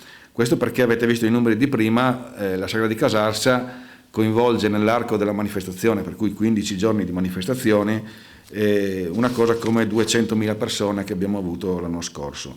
Per cui era impensabile fare una cosa che non fosse strutturata con un determinato concetto, che per noi che facciamo sicurezza è abbastanza comune fare in altri ambienti. Per cui abbiamo strutturato la sicurezza a più livelli, dove abbiamo due livelli dove abbiamo preso tutti i soggetti che partecipano alla manifestazione e li abbiamo definiti come soggetti passivi, che sono i mercatini e sono gli espositori e anche il Luna Park. Soggetti passivi perché? Perché sono quei soggetti che devono adeguarsi a quello che noi abbiamo preparato, per cui il nostro piano di gestione delle emergenze, per cui spazi a loro disposizione, organizzazione, cosa devono produrre, documentazione che ci devono dare, tutte queste cose qua le richiediamo e devono essere fornite, per cui diventano soggetti a tutti gli effetti passivi, devono subire quelle che sono le nostre disposizioni, perché noi organizziamo e loro devono adeguarsi. Poi ci sono tutti quelli che sono i soggetti attivi che sono, stranamente vi ho messo i chioschi e poi ho messo i servizi e gli steward. Perché i chioschi? Ma perché i chioschi, come dicevo prima, i soggetti passivi si adeguano e basta, non hanno nessun altro compito su quello che è l'organizzazione. Già diverso è un pochino il Luna Park, perché il Luna Park noi l'abbiamo gestito distribuendolo in alcune aree e studiando proprio sia le attrazioni che vanno, in modo di capire quante persone si muovono all'interno della manifestazione. Occupiamo un paese, per cui sono spazi molto ampi e dobbiamo fare in modo che le persone circolino all'interno di queste manifestazioni per non avere i cosiddetti assembramenti che possono essere pericolosi. Altra cosa invece che vi dicevo prima è il discorso dei soggetti attivi. I soggetti attivi sono tutti quelli che per noi partecipano in maniera attiva e proprio fattiva a quello che è l'organizzazione della manifestazione. Per cui i chioschi, noi all'interno della Sagra di Casarsa vengono gestiti addirittura 7 chioschi enogastronomici che hanno oltre 1000 posti a sedere, ok? e a tutti gli effetti sono, come ho detto qua, soggetti attivi, perché all'interno di ogni chiosco ognuno attua un proprio piano della sicurezza, ha un suo sistema di sicurezza che viene poi inglobato nel sistema di sicurezza generale. Io quest'anno ho definito i chioschi le nostre sentinelle della sicurezza sul campo. E poi ci sono i servizi degli steward e delle forze dell'ordine, nel quale hanno tutto un insieme di cose che sono dalla polizia locale alle forze dell'ordine, alla Croce Rossa, al servizio di sorveglianza delle aree. Oltre a questo, noi abbiamo pensato che diventava praticamente impossibile gestire una cosa del genere senza creare una cosa che è stata un po' un compromesso tra quella che era la mia esperienza di gestire cose di protezione civile e cose di sicurezza normale, creando proprio un centro di coordinamento delle emergenze, qual è una struttura che per il periodo della sagra funziona ed è una soluzione logica, diciamo, assegnare questo compito alla Proloco, cioè la Proloco si assume l'onere di gestire questo coordinamento delle emergenze, che è un pochino il caposaldo di tutta quanta il sistema della sicurezza, di tutta quanta la manifestazione.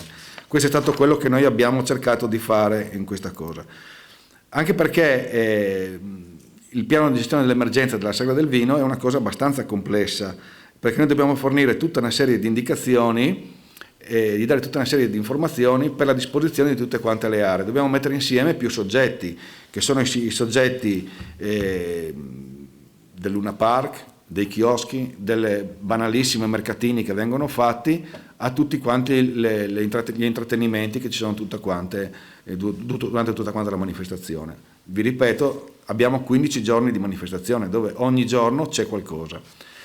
Per cui abbiamo dovuto fornire delle linee guida su cui indirizzare gli aspetti organizzativi della sicurezza. Vi ripasso un attimino la palla a Tony, che vi spiega un attimino come funziona la procedura di organizzazione di un evento del genere, che parte da lontano, perché parte da novembre, no Tony, di ogni anno. Sì, noi iniziamo con un inquadramento generale in cui andiamo a definire in un'area, in una macro area, quali sono le aree interessate, che siano pubbliche e private, date in concessione alla Proloco e chiaramente all'ente pubblico poi, che diventano di conseguenza aree private, possono essere le aree della parrocchia, aree dei vini da delizia e quant'altro, che vengono attraverso un atto acquisito con documentazione e quant'altro. Questo serve a definire le macro aree, perché dovendo definire dove cosa fare, bisognava identificare le criticità. È chiaro che se ho degli espositori che sono dei venditori che devono vendere dei prodotti, che possono essere espositori di attrezzatura agricola e quant'altro, definisco quell'area con dei criteri e quant'altro. E di conseguenza questi me li troverò per i 15 giorni successivi, tutti i giorni lì che aprono e che chiudono la loro attività. Così per i chioschi enogastronomici, così per tutta l'area del Luna Park. Noi abbiamo più di 40 attrazioni del Luna Park che vengono dislocate in 4 grandi macro aree del territorio. Su questo dobbiamo trovare la dislocazione dei 7 chioschi enogastronomici più il chiosco dell'enoteca della Proloco, che così fanno 8. Di conseguenza dobbiamo mettere insieme tutte queste cose, tutte in un tessuto urbano che si riempie in ogni spazio per ogni dove, salvando le attività economiche che non bisogna chiudere le vetrine, salvando gli accessi carrai e quant'altro, lasciando la mobilità delle persone con i mezzi e con le persone nel tempo che deve essere concesso a loro al di fuori degli orari della manifestazione, regolando tutta questa parte qua, che è una parte complessa. In più il tecnico cosa deve fare? Il tecnico deve permettere di poter dire e controllare che tutto quello che viene messo deve essere rispettoso, devono passare i mezzi di soccorso, ci deve essere tutta una roba organizzata, sì, non ci possono essere delle cose che vanno avanti e che girano in questa maniera.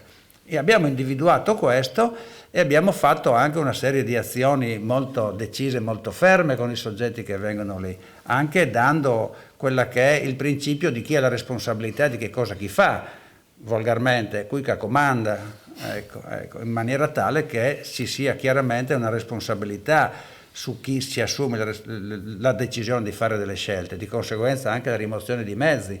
Se noi riscontriamo che ci sono dei mezzi parcheggiati fuori posto, c'è una ditta che viene, lo prende e lo porta via, e quello poi si ritrova con una multa salata e il danno a pagare noi perché la rimozione ci costa.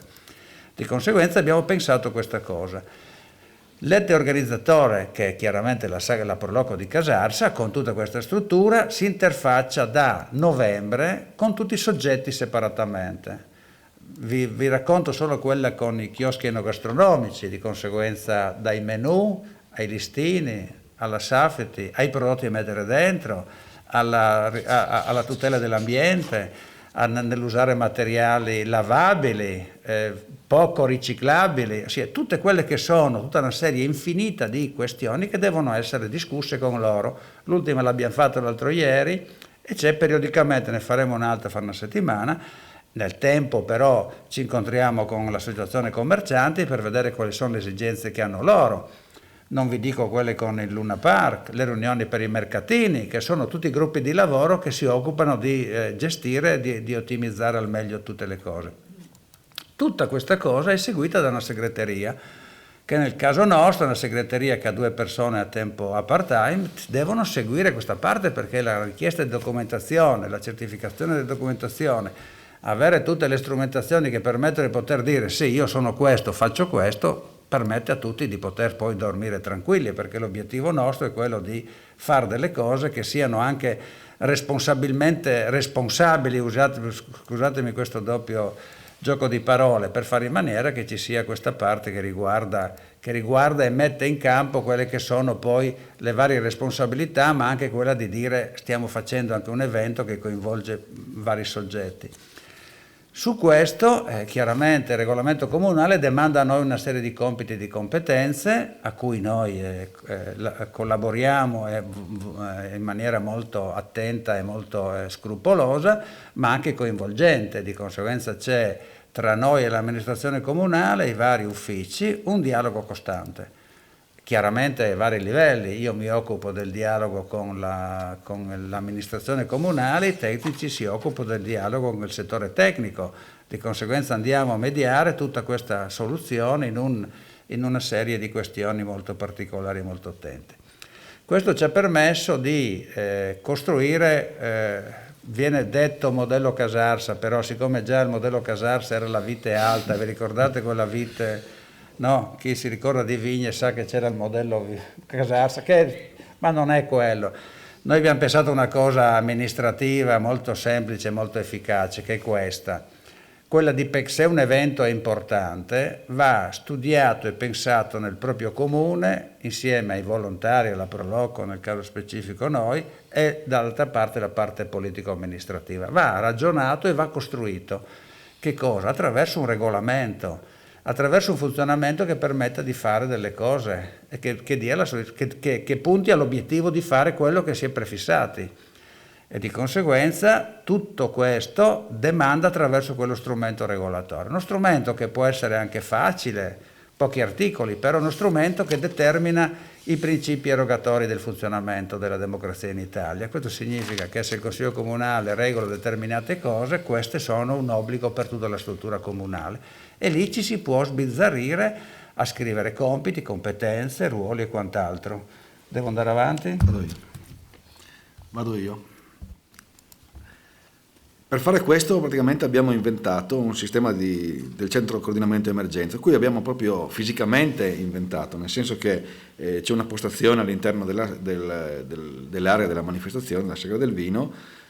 Guarda caso l'abbiamo affiancato all'Enoteca, non è guarda caso perché è un punto nevralgico della Sagra, dove c'è sempre una persona affidata della Proloco che gestisce il centro coordinamento emergenza. Il centro coordinamento emergenza ha un numero di telefono, un telefono a disposizione che risponde praticamente per dare garanzia di tutte le emergenze dalle 18 alle 24 nei prefestivi e i festivi dalle 10 alle 24, per cui c'è sempre un soggetto della Proloco che noi abbiamo individuato nella funzione o segreteria o nel direttivo, perché sono le persone che sono a conoscenza di tutti i retroscena e tutta quanta la storia della Sagra del Vino, per cui sanno come operare. Questo centro di coordinamento che compiti ha? Beh, ha dei compiti abbastanza semplici ma delicati. I compiti sono quelli di coordinare tutte quante le criticità che possono avvenire all'interno della Sagra del Vino. E come fanno? Loro hanno tutta una serie di informazioni che sono, ad esempio, si interfacciano con la polizia locale, per cui hanno il numero, hanno un sistema di contattare gli agenti della polizia locale che sono presenti nella manifestazione, hanno il sistema di contattare il servizio sanitario della Croce Rossa che è presente nella manifestazione con una propria area, per cui viene gestita in questa maniera. Per cui abbiamo anche fatto quelle che sono proprio delle procedure, per cui il centro coordinamento emergenza ha un suo fascicolo, che sono tutte le procedure di come deve intervenire, e un registro dove annota e ha tutti i servizi che vengono fatti, per cui sappiamo benissimo come si svolge la manifestazione. Il centro coordinamento emergenze ha praticamente sotto controllo tutta questa fase. Oltre a questo si è richiesto anche la collaborazione di chi gestisce i chioschi, come dicevo prima, perché essendo loro a conoscenza del territorio, essendo loro a conoscenza della sagra, per cui ci stanno vivendo la sagra, qualsiasi cosa avvenga nella sagra loro possono automaticamente segnalarcela e automaticamente farci intervenire. Questo è stato fatto la stessa cosa anche per il Luna Park, dopo vedremo il perché l'abbiamo fatto. Ci siamo accorti che anche Luna Park diventava una cosa da dover gestire in maniera attenta e puntuale, per cui la formazione l'abbiamo estesa oltre che agli addetti steward, queste persone qua, anche agli addetti ai chioschi, anche ai responsabili di questi servizi che diventano importanti per la nostra manifestazione. La formazione mirata ai volontari è stata fatta, diciamo, in maniera puntuale, nel senso che abbiamo fatto degli incontri formativi proprio mirati per gli steward, spiegando cosa devono fare, come devono comportarsi, quali sono i loro ruoli e tutta una serie di cose. Stessa formazione viene fatta per chi gestisce il centro coordinamento emergenze. Okay? In modo che tutte le persone, diciamo, che sono coinvolte nell'emergenza sappiano quali sono gli scenari di rischio e quali sono le criticità che noi abbiamo ravvisato all'interno della manifestazione. Diciamo che il sapere in caso di emergenza il chi fa che cosa, come ha detto prima il mio collega, risulta di primaria importanza per la risoluzione della criticità. Cioè noi dobbiamo in un tempo molto breve capire qual è il problema e cercare di dare una risoluzione a quello che è il problema. Le criticità che abbiamo preso in considerazione sono state delle più diverse, io dico. Cioè si è passati da quella, tra virgolette, istituzionale che dà emergenza, incendio, esplosione, dando tutta una serie di riferimenti agli addetti, per cui cosa devono fare in caso di incendio, quali sono gli addetti antincendio che intervengono, da dove intervengono, a dove sono posizionati gli idranti soprassuolo, perché come diceva prima, tanti magari non sanno neanche che ci sono, ma esistono e sono posizionati in alcuni punti del comune. A delle cose molto più banali, che però all'interno di una manifestazione grande come la Sagra del Vino sono di primaria importanza, che è ad esempio quello dello smarrimento dei minori. Cioè è facile che un bambino che si trova alla Sagra del Vino, perché ci sono le giostre, perché ci sono le attrazioni, si stacca dai genitori e si perde il bambino. Crea chiaramente condizioni di panico e di stress da parte dei genitori che devono ricercare il bambino. Per cui abbiamo fatto tutta una serie di procedure. Cosa succede se si trova il bambino, dove deve essere posizionato, chi si deve chiamare, come si deve fare, cosa fa il centro coordinamento emergenza in questi casi. Sono cose banali che però dobbiamo prendere in considerazione, forse anche più di altre, perché succedono molte più volte. Altra cosa banale che abbiamo preso in considerazione, ma che banale non è, perché vi dico che è un problema che si presenta ogni anno ed è sentito, è quello del rifornimento dei chioschi. È un classico che ci troviamo a metà della domenica pomeriggio, che chiama un chiosco e ti dice guarda, sono rimasto senza le patate fritte, devo far arrivare assolutamente una macchina che porta 10 sacchi di patate fritte. Capite benissimo che far entrare una macchina all'interno di una manifestazione come quella di Casarsa diventava una cosa pericolosa e di grande impatto che poteva essere, per cui abbiamo fatto proprio una procedura, per cui cosa devono fare quelli dei chioschi, come devono comportarsi e cosa devono fare per avere l'autorizzazione a far arrivare questo materiale. Attenzione che abbiamo anche istituito una cosa che mi piace dire, che è quella del mutuo soccorso, cioè i chioschi hanno imparato che essendoci queste difficoltà devono cominciare a collaborare. Pronto, mi mancano i gnocchi, mi arrangio io. Il centro coordinamento sente, si forma, chi ha 10 sacchi di gnocchi glieli pesta agli altri, finito l'evento, cioè lunedì mattina si va al rifornimento, gli tornano lo scatolone dei gnocchi, questo è il principio, ok? A cose invece di importanza molto più rilevante, che ad esempio è il ritrovamento di oggetti abbandonati, quali zaini, borsoni o cose del genere, che possono essere delle condizioni pregiudicare la sicurezza della manifestazione. Diciamo che l'organizzazione dei chioschi prevede, per banalità, che ogni chiosco ha una squadra antincendio composta da 4 persone, per cui ogni chiosco ha un suo responsabile della sicurezza all'interno, che è stato individuato, che ce l'hanno comunicato in maniera formale noi la Proloco. Abbiamo tutta una serie di informazioni, tra cui i numeri di telefono degli addetti alla sicurezza del chiosco, in modo che qualsiasi cosa succeda noi possiamo chiamarli e farli intervenire e farli partecipare a operazioni di aiuto, di mutuo aiuto su questa cosa. Diciamo che questo è stato quello che ci ha fatto un pochino partire. La partenza è stata un pochino burrascosa, no Tony? Perché raccontagli tu cosa è successo. Succede che partiamo, dopo aver collaudato tutto, dopo aver preparato tutto, succede che la sera dopo di essere partiti succede un incidente al Brucomela. Avete seguito questa cosa in tutti i giornali. Succede che il Brucomela si stacca, il binario cade e va a sbattere. Dei bambini, un bambino in particolare prende una botta, deve essere ricoverato in ospedale e quant'altro. E cosa si fa a questo punto? A questo punto, avendo già messo in piedi questa macchina, siamo intervenuti sia io che Gigi Folin e ci siamo divisi i compiti. A lui la gestione della parte tecnica, a me la gestione coi media, perché improvvisamente siamo diventati il luogo centro del mondo. Ecco, dico solo la Rai nazionale voleva aprire il TG di notte dicendo che a Casar c'è stato un incidente, sembrava che fosse...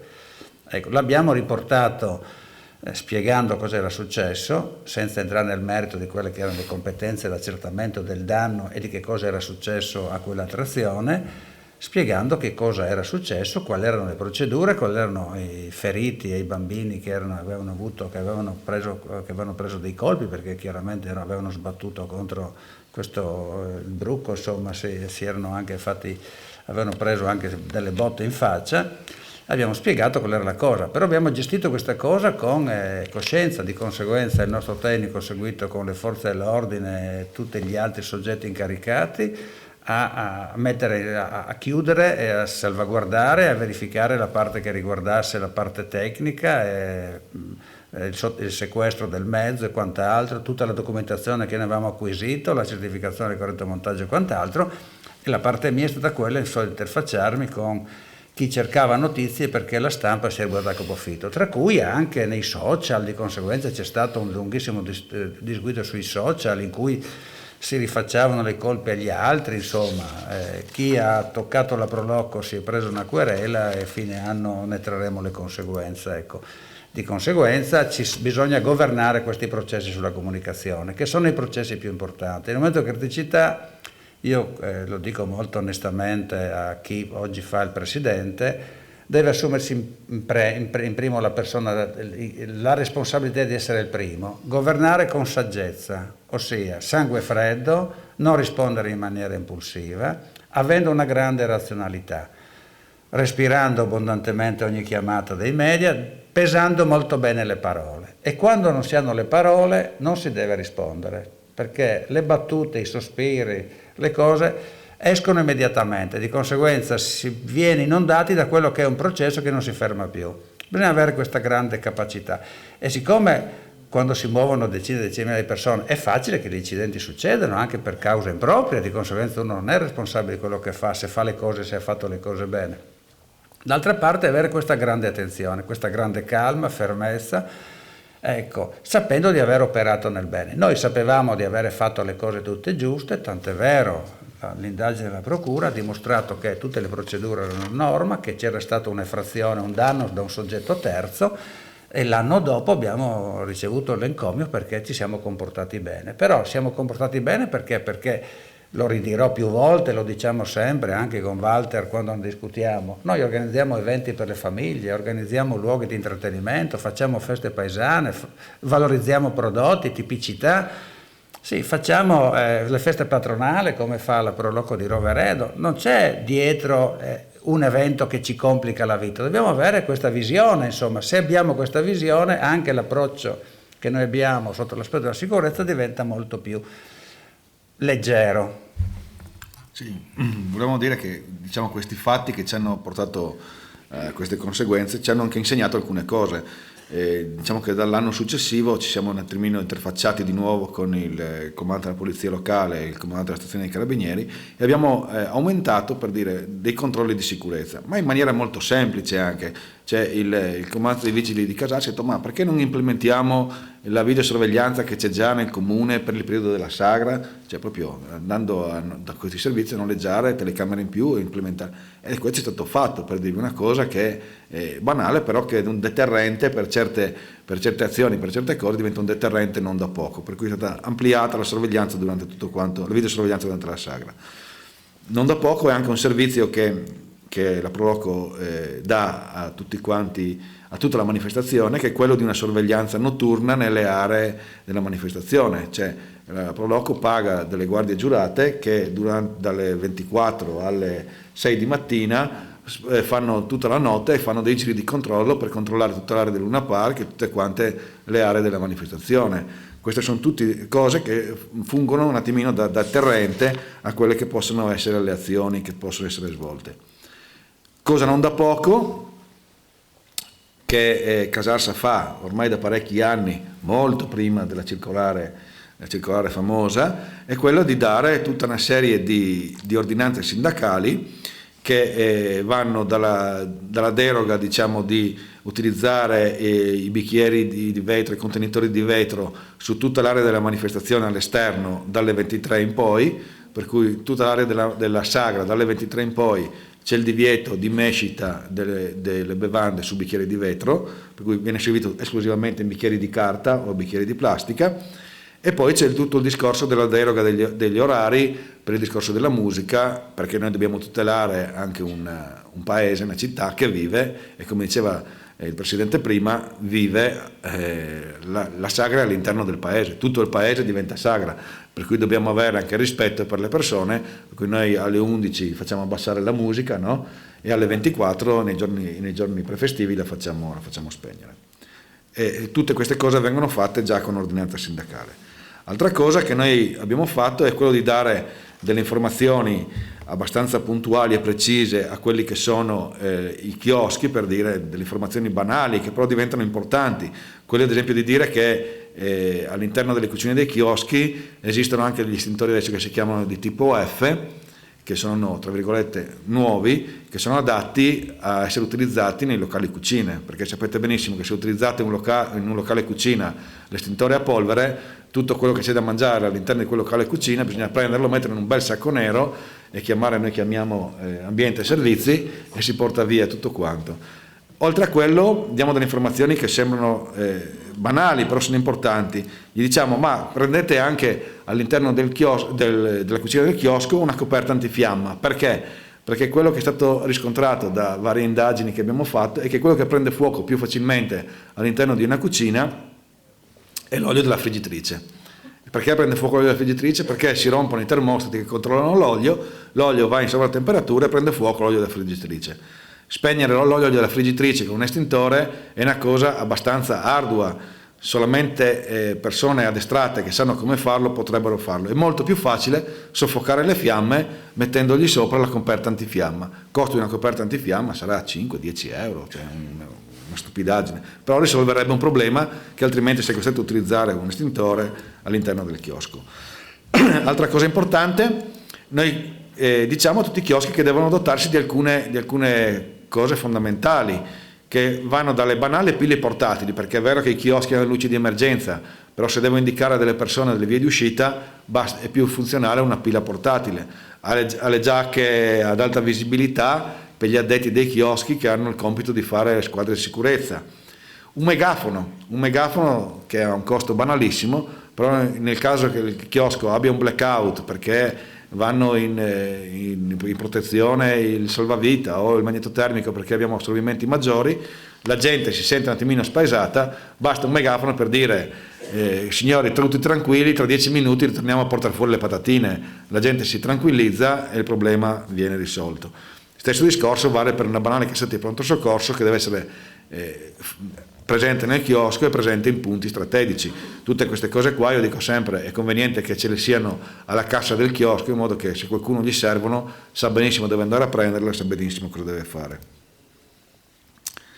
Altra cosa importante, quello che dicevamo prima, il discorso del presidio dei controlli e degli accessi. Noi abbiamo previsto che dei mezzi della polizia comunale e dei volontari presidiano gli accessi principali alla Sagra del Vino, questo per dare anche una sicurezza a chi si trova nella manifestazione. Per cui una volta istituito gli orari di chiusura del traffico delle aree della manifestazione, nessuno può accedervi se non autorizzato dal centro coordinamento emergenze oppure i mezzi chiaramente di soccorso. Stesso discorso, qua c'è una collaborazione proprio tra quelli che sono gli steward che fanno il controllo degli accessi e la polizia municipale che è presente nella manifestazione. Vi do anche alcune informazioni per dirvi che in realtà noi abbiamo degli accordi con l'amministrazione comunale per cui garantiamo sempre la presenza di 2 agenti della Polizia Municipale in servizio durante l'ora della manifestazione e ci sono degli accordi con la Questura e il Comando Generale dei Carabinieri di Pordenone, nella fattispecie il Comandante dei Carabinieri della stazione di Casarsa, che garantiscono anche in servizio delle squadre di carabinieri sia in divisa sia del personale in borghese all'interno della manifestazione nell'arco di tutta la manifestazione. Questo perché Sì, su questo volevo soffermarmi, su questa questione, perché prima si è parlato di steward agli accessi col controllo, ossia noi organizziamo un evento, come dicevo prima, che non ha titolarità ad avere dei controlli attraverso delle barriere o dei sistemi particolari di anti-intrusione. Non siamo sotto attacco terroristico da parte di nessuno, non c'è nessun atto della struttura dello Stato che dichiara che siamo sotto questa cosa, non c'è niente ecco, su queste cose. Di conseguenza noi dobbiamo garantire il controllo degli accessi, perché se ho degli spazi che sono vissuti dalle persone e da soggetti che fanno attività economica, magari hanno necessità di muoversi. Di conseguenza un controllo degli accessi è fatto attraverso delle persone identificabili chiaramente, che verificano che la persona che vuole entrare dentro la manifestazione e passare con la macchina in mezzo alle persone ne abbia titolo, se serve viene accompagnato fino al posto che deve essere, altrimenti quell'abitante che risiede in centro lascia la macchina all'esterno della zona di influenza. L'altra parte importante è questa collaborazione che abbiamo stabilito. Io la divido in queste grandi linee, nel senso le competenze dell'ordine pubblico, come diceva prima Folin. C'è una competenza delle forze di polizia, di conseguenza il nostro tecnico con il comando dei carabinieri, il comando dei vigili urbani e quant'altri, organizza e guarda le criticità che sono di ordine pubblico. E su questo si concordano una serie di azioni che sono concordate tra loro, nel senso che noi sappiamo sempre, io sono tranquillo perché so che sempre c'è qualcuno dell'ordine pubblico in servizio durante la manifestazione.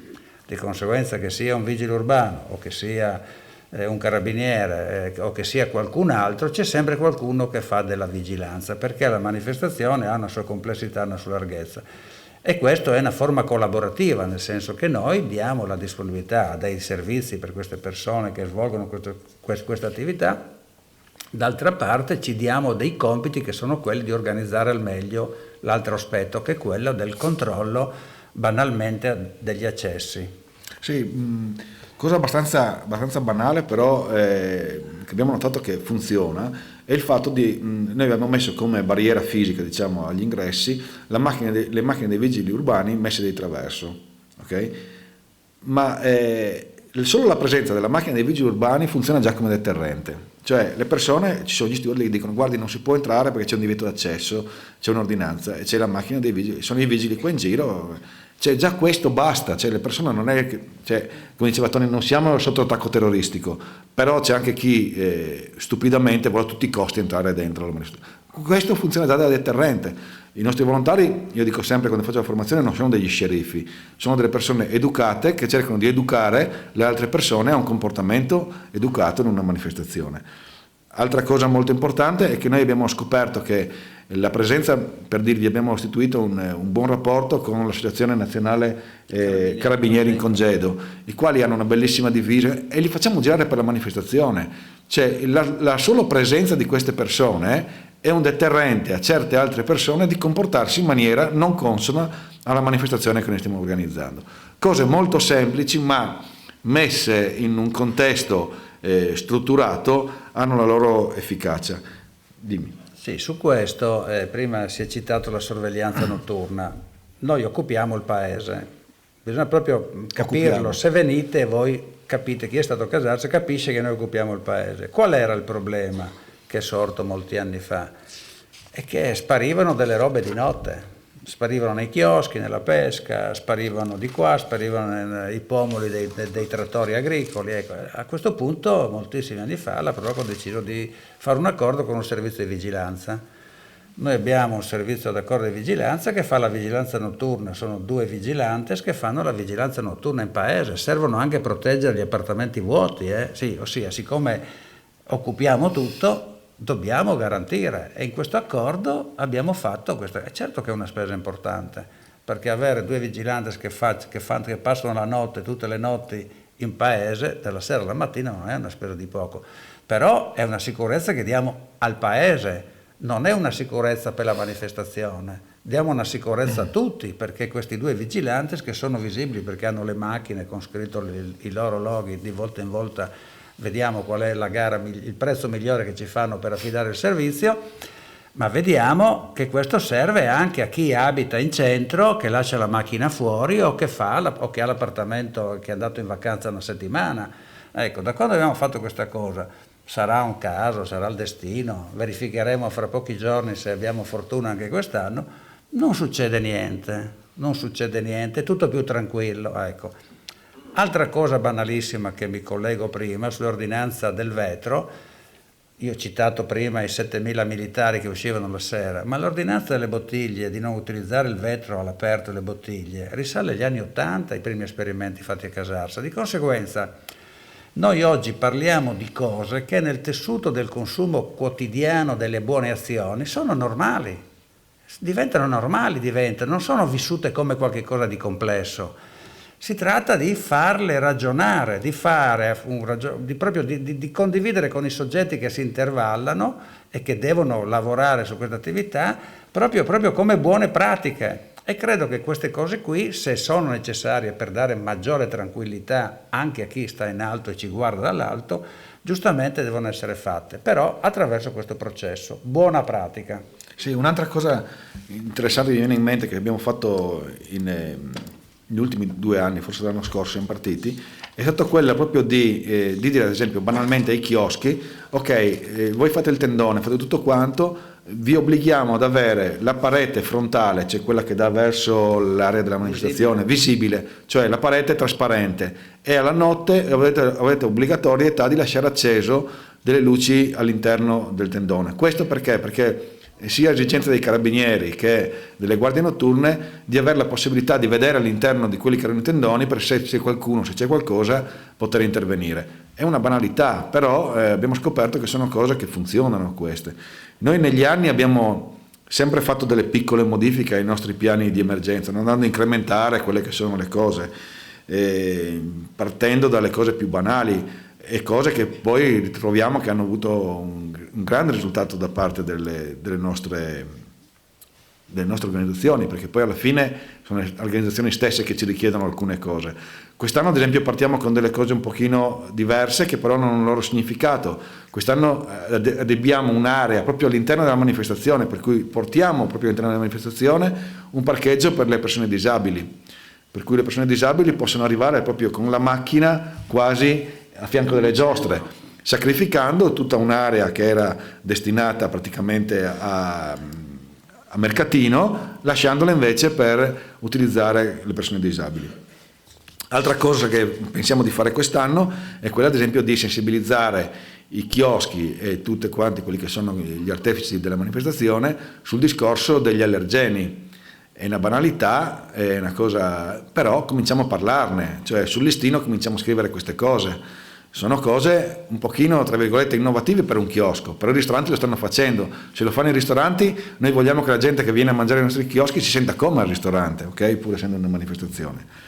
Tutte queste cose qua noi le facciamo in maniera abbastanza trasparente, nel senso, soprattutto trasparente, nel senso che tutte le comunicazioni che noi facciamo, compreso la planimetria e tutti i percorsi di emergenza alternativi per la chiusura al traffico, cosa vuol dire? Vuol dire che noi forniamo tutta una serie di informazioni anche al NUE, che sarebbe il numero unico delle emergenze, l'112, di quelli che sono i percorsi che devono fare eventuali mezzi di soccorso che devono andare in altre località. Faccio un esempio, se un'ambulanza deve andare da San Vito a Valvasone, che è nella direttrice di Casarsa si trova in mezzo, deve conoscere già prima di cominciare la manifestazione quali sono i percorsi alternativi che deve fare in caso di emergenza, perché deve fare delle strade, delle deviazioni. Noi gli forniamo già tutte queste informazioni, come forniamo le informazioni al NUE del nostro numero unico di emergenza, che è il nostro numero del centro coordinamento emergenze.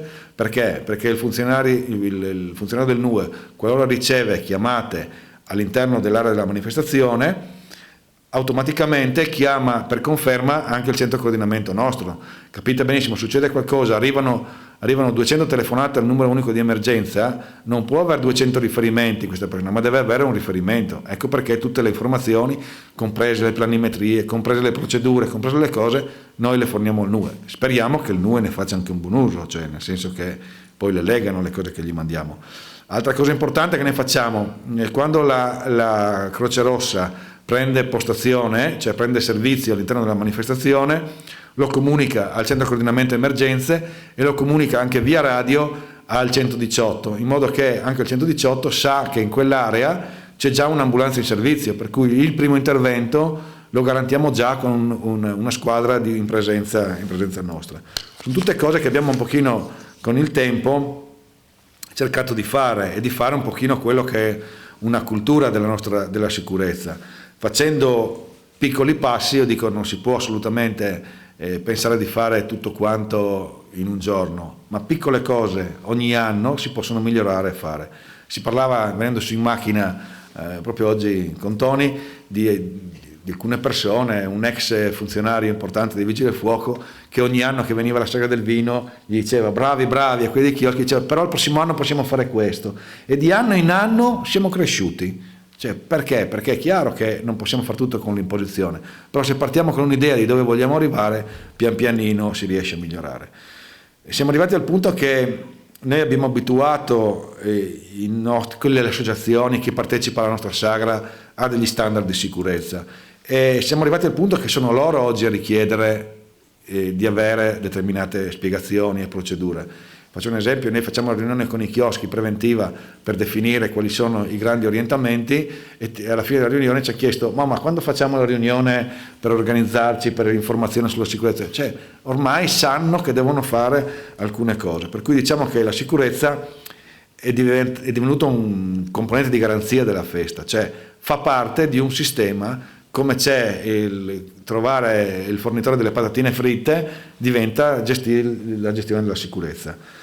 Poi lascio un attimino adesso più la parte politica a Tony di quello che è il nostro discorso. Mi soffermo brevemente senza creare imbarazzo a nessuno, ossia tutte queste cose nascono dai fatti gravi che sono successi in Italia e giustamente devono essere ricondotte al proprio interno.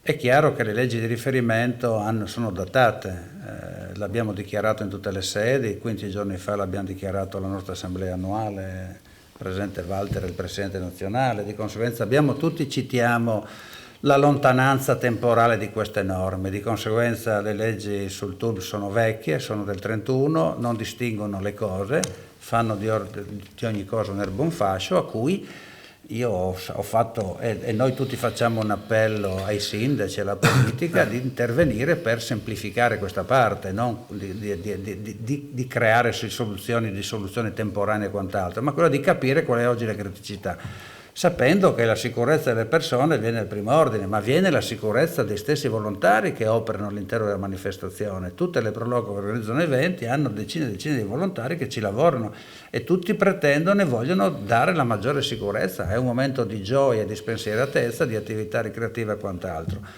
E questa è la prima parte. La seconda parte riguarda la questione delle norme di sicurezza. È chiaro che dall'emanazione delle leggi del 96 ad oggi è cambiato il mondo, sono uscite normative nuove, c'è di tutto e di più, però quelli sono i riferimenti e di conseguenza vanno adattate queste norme alle nuove tecniche. Oggi gli impianti elettrici e tutta la parte che riguarda illuminante è profondamente cambiata, non ci sono più i pericoli di una volta, però la norma è quella, di conseguenza devo, anche se faccio gli impianti a norma tutto antifuoco, devo rispettare le norme, i numeri che dicevo quella volta.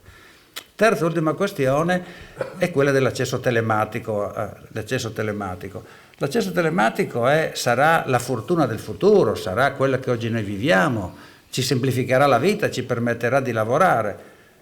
Però, come dicevo alla direttrice Beretic, il volontario che alle 9:30 di sera si mette a casa sua, dopo aver lavorato, aver parlato con la moglie brevemente, mangiato qualche cosa, visto un bambino, apre il PC a casa, il portatile, si mette a compilare un modulo suo, alle 9:30 di sera, dopo un po' gli viene il fumo, anche tutto il giorno che lavora a disponibilità. Perché? Perché una cosa è affrontare le attività economiche che fanno di questo un mestiere, giustamente, la norma prevede una serie di agevolazioni, percorsi agevolati e quant'altro. L'altra cosa è quella di servire il mondo del volontariato. Non uso più il termine no profit perché parliamo di attività economiche che sono all'interno del no profit, di conseguenza usiamo un'altra terminologia. Parliamo del volontariato. Allora, le associazioni di volontariato che si approcciano a quello che viene chiamato SUAP dovrebbero avere un SUAP alternativo, un SUAP mirato, costruito apposta per queste cose. Noi dobbiamo fare questa battaglia in regione. Siamo una regione piccola, abbiamo gli strumenti, l'intelligenza, le capacità, abbiamo gli uffici che ci capiscono. Dovremmo formulare questa proposta al nostro legislatore di fare questo passaggio per semplificare la vita, per poter dare tutti i documenti in via telematica senza dover diventare matti o stare 4 ore davanti al computer la notte per un caricamento che è fatto per un'attività che non siamo noi. Ecco, e queste sono le considerazioni che mi permetto di fare alla fine, sapendo che Casarsa ha una sua storia e una sua complessità, che ha avuto la fortuna di avere tantissime persone, tantissimi presidenti in gamba prima di me. Io spero di essere all'altezza di chi mi ha preceduto. E credo anche, visto che adesso vedete l'immagine della prossima Sagra del Vino, se avete voglia di venire a Casarsa, noi vi aspettiamo. Ed eccoci lì. Siccome mi si accusano che mi si vede sempre mai con un bicchiere di vino, eccomi qua col bicchiere di vino in mano. Grazie a voi. Attenzione. Grazie davvero anche per questa testimonianza. Tra l'altro vi faccio notare che sono le 11:42, quindi credo che sia la prima volta in assoluto nella storia, almeno da quando mi occupo io di questi eventi, che i nostri relatori riescono a tenere il passo, addirittura anticipando i tempi che sono stati a loro assegnati, quindi credetemi non è facile. Quindi un plauso veramente speciale, perché sono stati bravissimi a cercare anche la sintesi, nonostante la quantità di cose che hanno espresso, che hanno raccontato, con grande peraltro ricchezza anche di dettagli, perché non sono mancati assolutamente i dettagli nelle loro esposizioni. Anzi, mi permetto di cercare di trovare qualche elementi comuni alle loro esperienze e naturalmente anche elementi di differenziazione, perché comunque la connotazione di questi due eventi è diversa, uno è più piccolo, uno è più grande. Allora, vediamo sicuramente gli elementi di diversità, quali possono essere. Casarsa è una sagra, ha detto il Presidente, di lunga durata. Tutto il paese diventa sagra. Mi ha molto colpito, questa frase, cioè tutto il paese, quindi c'è una fortissima interazione, integrazione, un impatto sulla vita delle attività produttive dei cittadini, che però vengono coinvolti tanto tempo prima e di anno dopo anno, e quindi in realtà sono in qualche modo alleati con gli organizzatori, che abbiamo capito, gli organizzatori non è la Proloco, è un insieme di organizzatori che lavorano tutti per uno stesso obiettivo comune, che è quello sì di fare fare la sagra ormai arrivata al 71esimo anno, ma di farla anche gestendo questo impatto sulla vita delle persone nel modo più indolore possibile. Sicuramente qualche particolarità, ecco, mi ha colpito del loro racconto l'esempio della coperta antifiamma, e qui vi ricordo che noi questo evento l'abbiamo chiamato anche da cultura dell'adempimento a cultura del risultato, a significare che cosa? Che talvolta, e lo ricordava il Presidente poc'anzi, il fatto di avere delle norme anche vetuste, no? A cui ci dobbiamo affidare, e questo è cultura dell'adempimento, quindi le dobbiamo applicare, perché una norma finché c'è va applicata, altrimenti la si cambia. Però loro con questo esempio traguardano un po' quello che è la cultura dell'adempimento, perché gli estintori ce li hanno pure, ma quando devono andare a spegnere l'olio della friggitrice, che con l'estintore non si può spegnere se non con manovre piuttosto pericolose, si sono inventati la coperta antifiamma, e quindi rispondono all'esigenza di minimizzazione o addirittura eliminazione del rischio con un modo alternativo, moderno e sicuramente molto più intelligente di una norma che ancora non è stata cambiata. Sicuramente per quanto riguarda i punti di contatto tra i due eventi, io penso che li abbiamo colti tutti, perché sono stati espressi nel migliore dei modi da entrambe le soluzioni. Hanno messo tutte e due le realtà al centro dell'attività la sicurezza, in primis di chi è dietro le quinte, di chi è nei gazebo, di chi è nei chioschi, di chi è a svolgere la propria attività durante lungo i percorsi su cui si snodano le manifestazioni.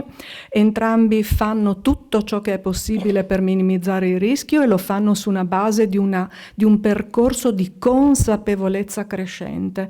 Anche qui mi colpisce molto la consapevolezza che hanno dimostrato di avere dal primo all'ultimo, dal presidente al tecnico, fino a tutta la filiera che loro anno dopo anno vanno a formare attraverso procedure che hanno ben consolidato, ma sempre nell'ottica di miglioramento continuo. La comunicazione delle procedure a tutte le persone che partecipano, anche questo è un aspetto determinante, ce lo hanno spiegato entrambi, ognuno a modo suo, ma entrambi in modo chiarissimo, come far partecipare, rendere partecipi delle procedure, dei comportamenti giusti da adottare in funzione del rischio che si può verificare e che è annidato sempre, insomma, implicito in ogni evento. Ecco, il fatto di comunicare, di rendere partecipi tutti i volontari di come si devono poi affrontare questi rischi, anche questo è un elemento molto importante, determinante, eppure spesso trascurato. Loro non lo trascurano. Insomma, io trovo in queste due situazioni tantissimi nessi comuni, caratterizzati sicuramente da grande consapevolezza e grande capacità di miglioramento continuo, nell'ottica di una enorme attenzione al risultato e non solo appunto al mero adempimento burocratico.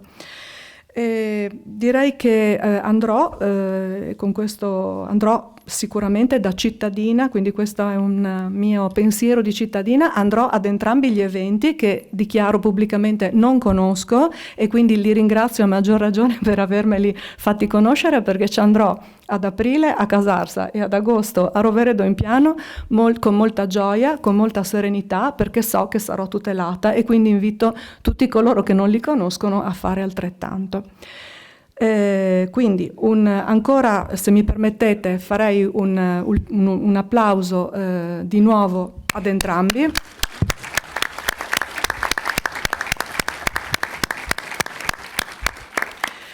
Ad entrambi, perché ci hanno dato una straordinaria occasione di apprendimento e di approfondimento. Passerei a questo punto ad esaminare, se siete d'accordo, alcuni quesiti che avete presentato nel form di iscrizione, e poi naturalmente il dibattito, visto che siamo anche in anticipo, e poi aprirei anche qui il dibattito. Successivamente sarà passato magari un microfono per chi avesse desiderio di fare qualche domanda. I quesiti che sono arrivati non sono numerosissimi, però li possiamo sintetizzare così. Un primo quesito è relativo ad un'attività di gruppi scout, quali procedure attuare. Stiamo parlando di un incontro provinciale di ragazzi dagli 11 ai 16 anni di durata di 2 giorni, dalle 15 del primo giorno alle 16 del giorno dopo con pernottamento in tenda, oltre 200 ragazzi. Quali procedure attuare, si chiede, ma dunque se parliamo di procedure SUAP, se ho capito bene il quesito, qui si tratta di un evento privato, nel senso che sono coinvolti i ragazzi del Consiglio Provinciale dei Ragazzi, quindi ci sarà un qualche organizzatore che in modo privato, quindi organizza un evento che è rivolto e riservato esclusivamente a questi giovani, un evento ludico, un evento in cui si ritrovano, appunto dormono in tenda, faranno dei giochi, delle cose, quindi è un'attività privata per cui lato SUAP non c'è nulla da fare. Dopodiché è chiaro che trattandosi di oltre 200 ragazzi in tenda dovranno comunque essere dall'organizzatore assunte tutti i provvedimenti necessari a garantire la sicurezza di questi giovani. Non li andremo ad attendare vicino ad un ruscello, suppongo, che potrebbe trasformarsi in fiume in piena nel momento in cui il meteo magari prevede che arrivi un forte temporale. Ecco, quindi penso che la risposta possa essere questa e mi sono permessa di... Si richiede di esaminare anche quelle manifestazioni, seconda domanda, presentazione di libri o conferenze che non si configurano come pubblico spettacolo ma richiedono un iter autorizzativo. Anche qui le conferenze, noi qui stiamo facendo una conferenza, non è che per fare la conferenza è stato necessario fare una autorizzazione di pubblico spettacolo, è una conferenza, sicuramente ciò che ha dovuto fare la Regione per ospitarvi qui è rendere agibile questo luogo, predisporre in questo luogo tutti i presidi di sicurezza e di emergenza e di soccorso che sono necessari a far dichiarare questo luogo da chi? Dal Comune di Udine, che ha la competenza territoriale, farlo dichiarare un luogo agibile e adatto a eventi anche di pubblico spettacolo, anche se questo, ripeto, una conferenza come oggi, un seminario, considerarlo pubblico spettacolo lo troverei un pochino, diciamo così, fuori dalle righe. Diverso è se avessimo chiamato, non so, Alessandro Baricco a promuovere il suo ultimo libro con accesso della popolazione, insomma, indiscriminato. Ecco, forse avremmo potuto questo tipo di evento inquadrarlo come pubblico spettacolo, perché c'è anche una finalità di promozione commerciale, ma qui noi siamo a fare attività di formazione, quindi escluderei assolutamente qualsiasi autorizzazione SUAP di articolo 68 del TULPS. Una terza domanda. In caso di presenza di bancarelle che vendono e somministrano, quali documenti richiedere e comunicare al SUAP? Beh, se stiamo parlando esclusivamente di produzione, preparazione, somministrazione di alimenti e bevande, la situazione è la più semplice possibile, non stiamo parlando di pubblico spettacolo, ma solo di dar da bere e da mangiare. Quindi le procedure SUAP sono una segnalazione certificata per avviare la mescita e accompagnata da una comunicazione alimentare temporanea che lo sportello unico invierà all'azienda per l'assistenza sanitaria competente per i controlli. Nel caso in cui le bancarelle diano un assaggio e quindi non somministrino, quali documenti presentare al SUAP? Allora, se per assaggio intendiamo un assaggio gratuito, laddove non c'è quindi nessuna corresponsione di denaro, ma al massimo un'offerta libera che viene liberamente espressa dal partecipante, non c'è da fare proprio nulla al SUAP, nessuna pratica né di segnalazione di avvio dell'attività di mescita, perché mescita insomma non c'è, né tantomeno comunicazione dell'impresa di sicurezza alimentare temporanea verso l'ASL. Quindi il presupposto della gratuità, cioè dell'assaggio, no? Della gratuità e quindi è quello che fonda in qualche modo l'assenza di una procedura SUAP. Nel caso in cui una Proloco organizzi una visita guidata in un parco o villa di proprietà del comune e poi faccia un laboratorio per bambini all'interno di un locale a norma, dove non si fa somministrazione ma solo il laboratorio, quali pratiche SUAP.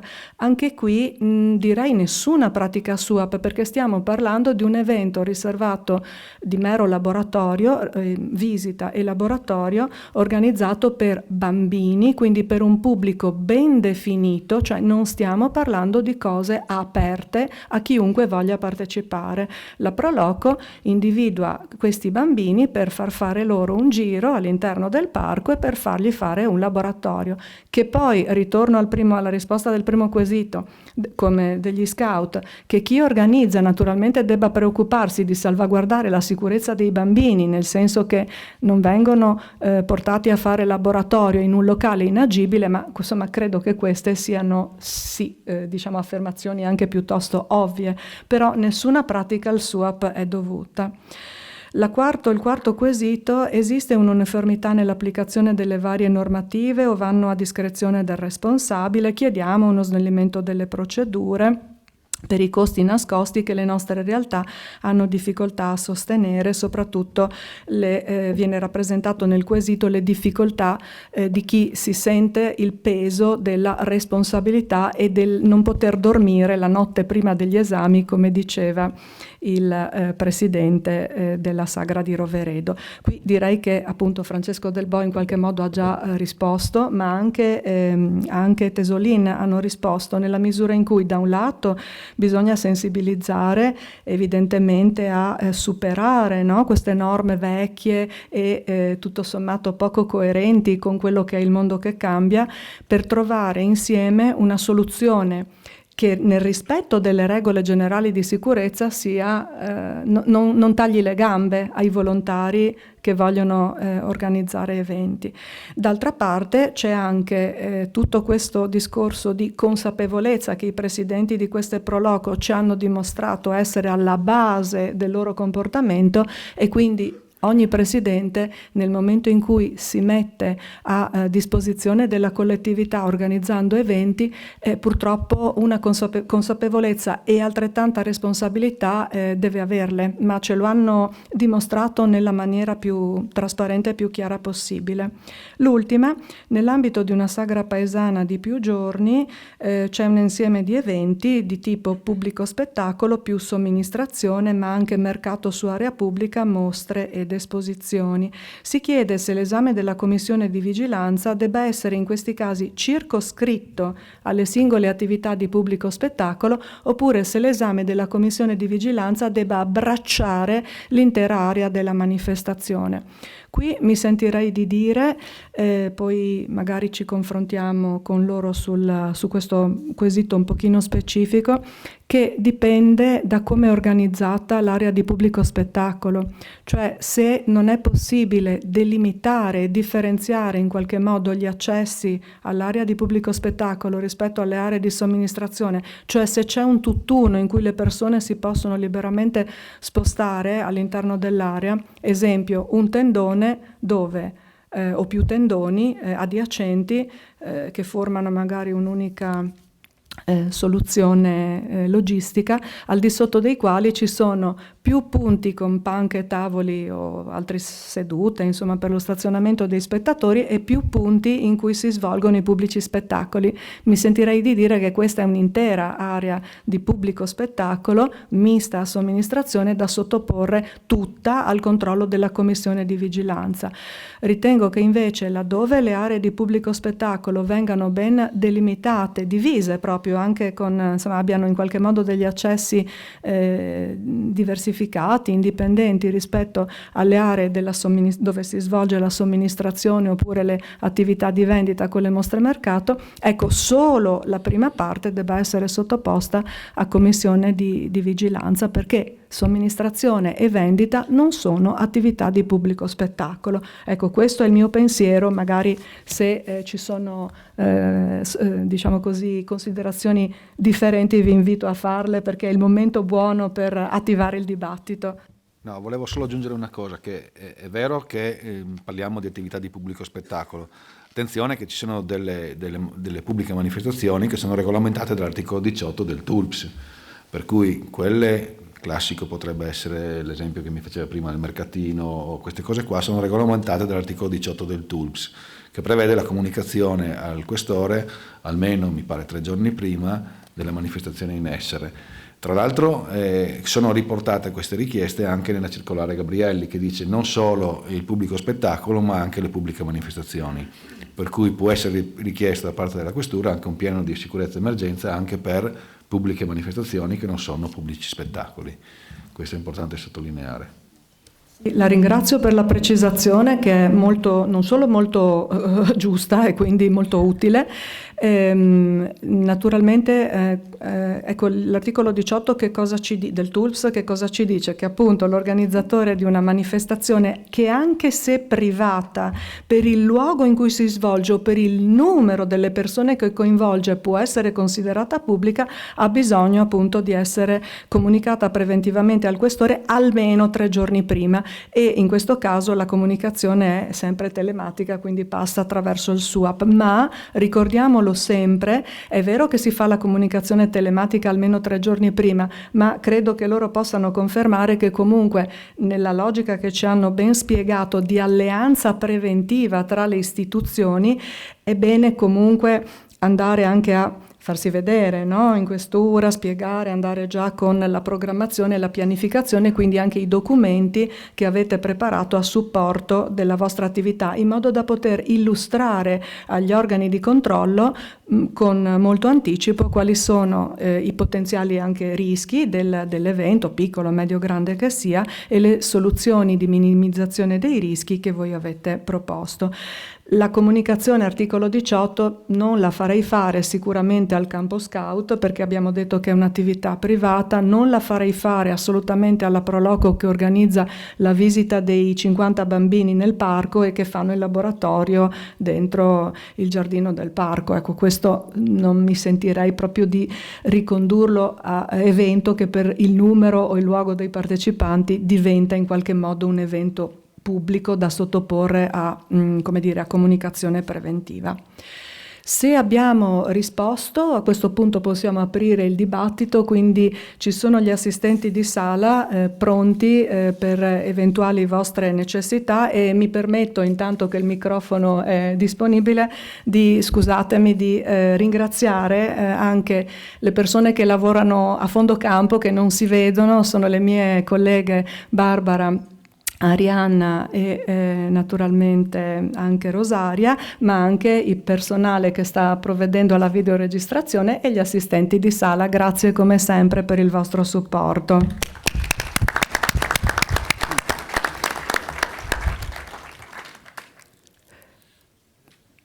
Volete... appunto c'è qualcuno che desidera, abbiamo ancora tempo, quindi se avete desiderio di approfondire siamo a vostra disposizione. Io coglierei questa occasione, non siate timidi, come avete visto non c'è un approccio.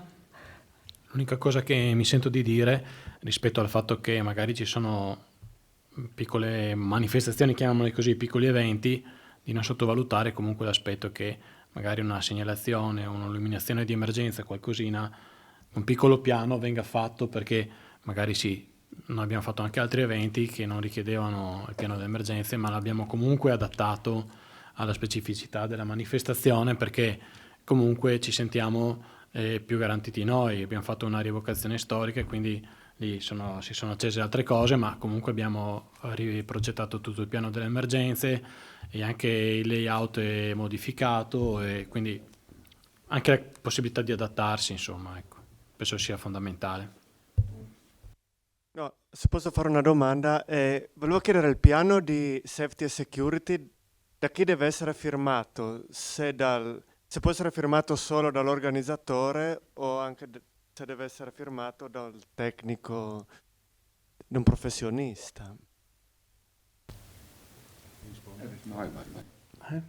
No, il piano di... Ci sono state anche delle interpellanze su questa cosa qua. Comunque il piano di sicurezza è firmato in prima persona esclusivamente dal responsabile della manifestazione, perché se ne assume. Chiaro che può essere redatto da un tecnico, però la firma apposta è quella del presidente insieme al tecnico. perché il piano di sicurezza è come in un luogo di lavoro quello che può essere definito il DVR, okay? Per cui a tutti gli effetti la firma che conta è quella del presidente della manifestazione. Vorrei aggiungere a conferma anche che qualsiasi tipo di documento, no? La domanda che ci si pone è cosa succede se, o cosa devo fare se. Il Presidente è colui che ne ha comunque la responsabilità, è colui che firma, ma non mi porrei tanto la domanda del chi firma, perché resta comunque scontato il fatto che la Presidenza è di fatto il datore di lavoro, l'organizzatore, il referente responsabile, possiamo usare il termine che si vuole. Mi porrei di più la domanda se c'è questo documento e se è sostenibile, efficace e collaudato. Che in questa ultima affermazione forse sarò ripetitiva, ma ci vedo molto la cultura del risultato, no? Cioè, intendo dire, siete espressione per il modo in cui affrontate l'attività che state svolgendo, siete espressione veramente di una grande consapevolezza che quello che conta, sì, la norma c'è, e ripeto, va rispettata finché c'è, però in realtà quello che conta per voi è il risultato. In questo siete dei veri campioni di esempio e di buona pratica, insomma, quindi ci avete dato, anche per quanto mi riguarda, a livello di formazione ed aggiornamento mio professionale, dei grandissimi assist, per cui vi ringrazio.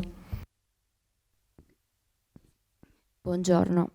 Allora, situazione di centro di aggregazione giovanile che fisicamente è parte del comune, ma che è gestito in convenzione da un'associazione o da una cooperativa e che organizza all'esterno la festa tradizionale del centro giovani, dove è previsto l'afflusso non grandissimo, diciamo sotto le 200 persone, di ragazzi in prevalenza minorenni, dove c'è una parte, diciamo, di tornei sportivi, c'è un chiosco enogastronomico a offerta libera, c'è il pubblico spettacolo, nel senso che solitamente c'è un DJ o più DJ e gruppi musicali giovanili.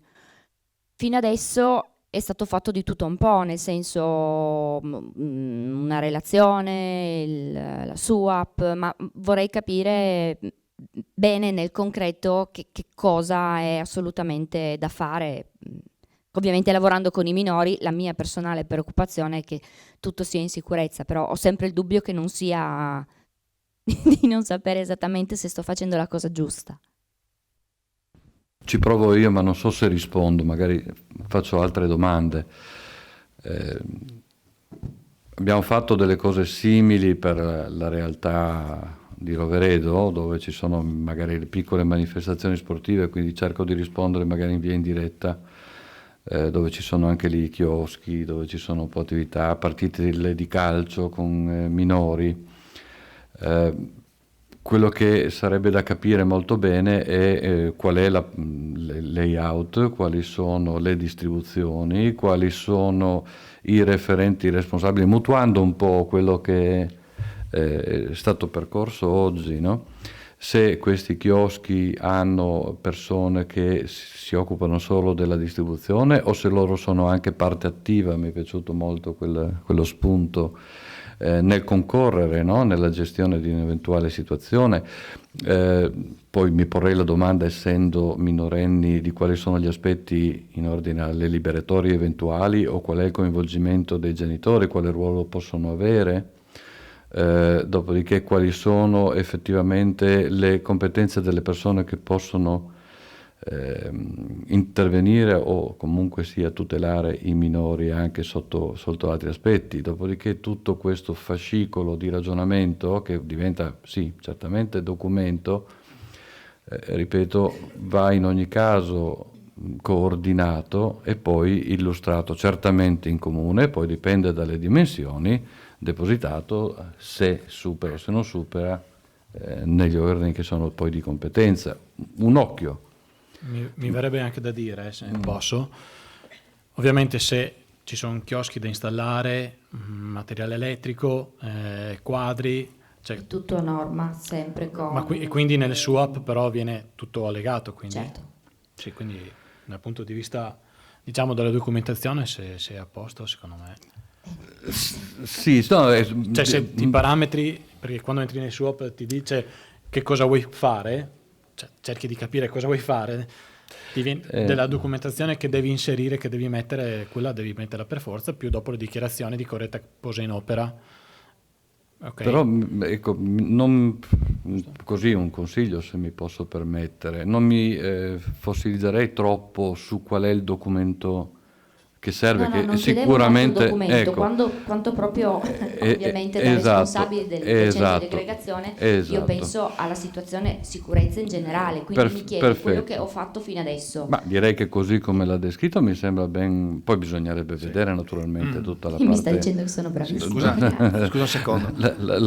La logica c'è, se poi abbiamo dato qualche spunto, ecco, ragionerei magari sentendo quali sono gli aspetti che inevitabilmente servono di coinvolgimento dei genitori, comunque sia, perché ci sono minori in gioco e quindi le giuste preoccupazioni. Un'ottima copertura assicurativa male non fa, a prescindere, insomma. Ecco. Volevo puntualizzare una cosa. In queste settimane io ho ricevuto parecchie telefonate proprio di questo genere, nel senso di queste strutture che praticamente hanno le convenzioni. E dico a tutti, attenzione, la prima cosa che dovete fare, leggete bene com'è la convenzione. Cosa avete voi nella convenzione? Perché voi utilizzate uno spazio, tra virgolette, pubblico, cioè utilizzate le strutture comunali, in convenzione fate alcune cose. Quando avete fatto la convenzione, il comune vi ha dato tutta una serie di informazioni, tutta una serie di documentazioni che sono, tra virgolette, obbligatorie. Cosa è previsto nella vostra convenzione? Cosa potete fare, cosa non potete fare? Cioè, questo è da porsi prima cosa. Cioè, nella convenzione io come organizzazione cosa posso fare? Faccio un esempio, la Proloco ha in convenzione un locale dove organizza alcune cose, io come RSVP della Proloco gli chiedo attenzione, Chiara Proloco, tu in convenzione hai questo, ma il comune ti ha dato, esempio, la verifica delle messe a terra, ad esempio tutta una serie di cose? Sì, no? In base a queste cose c'è tutta una serie di iter che poi si muovono. Altra cosa importante, le attività di pubblico spettacolo si dividono in due grandissime famiglie, attività sotto le 200 persone e attività sopra le 200 persone. Sotto le 200 persone non c'è commissione di pubblico spettacolo, ma c'è l'asseverazione di un tecnico che dichiara che tutto quello che voi fate è a posto. Io dico sempre ai miei colleghi tecnici, questa è un'arma a doppio taglio, attenzione che chi assevera si prende una grandissima responsabilità, deve fare alcune cose, deve fare delle verifiche, non è la cartuta firmata, è una cosa molto delicata. Tante volte io dico, per certe organizzazioni è meglio che scriviamo che siamo in 210 e che ci sia la commissione che valuta, perché mettiamo un ente terzo a darci delle responsabilità, okay? A assumersi delle responsabilità. Questo è quello che volevo dire. Posso, rispetto a questa, scusate, sì. Io sto monopolizzando la discussione, rispetto a quest'ultima cosa che ha detto lei, il tecnico che deve asseverare questa cosa, tecnicamente chi è? Perché fino adesso mi sono assunta la responsabilità di dichiarare tutta una serie di cose, di firmarle, poi ovviamente con tutta la documentazione allegata, di corretti montaggi, il tecnico, come si chiama, che mi fa l'agibilità e tutte le certificazioni dell'impianto elettrico temporaneo, io queste cose le ho tutte. Però sostanzialmente fino adesso, e stiamo parlando di 16 anni di attività, io personalmente ho scritto relazioni dichiarando questo ce l'ho, allegando tutto, ma la firma alla fine era la mia, che sono un educatore. No, allora, per quanto riguarda le asseverazioni sotto le 200 persone, di tutto quello che riguarda la sicurezza devono essere fatte da un tecnico abilitato.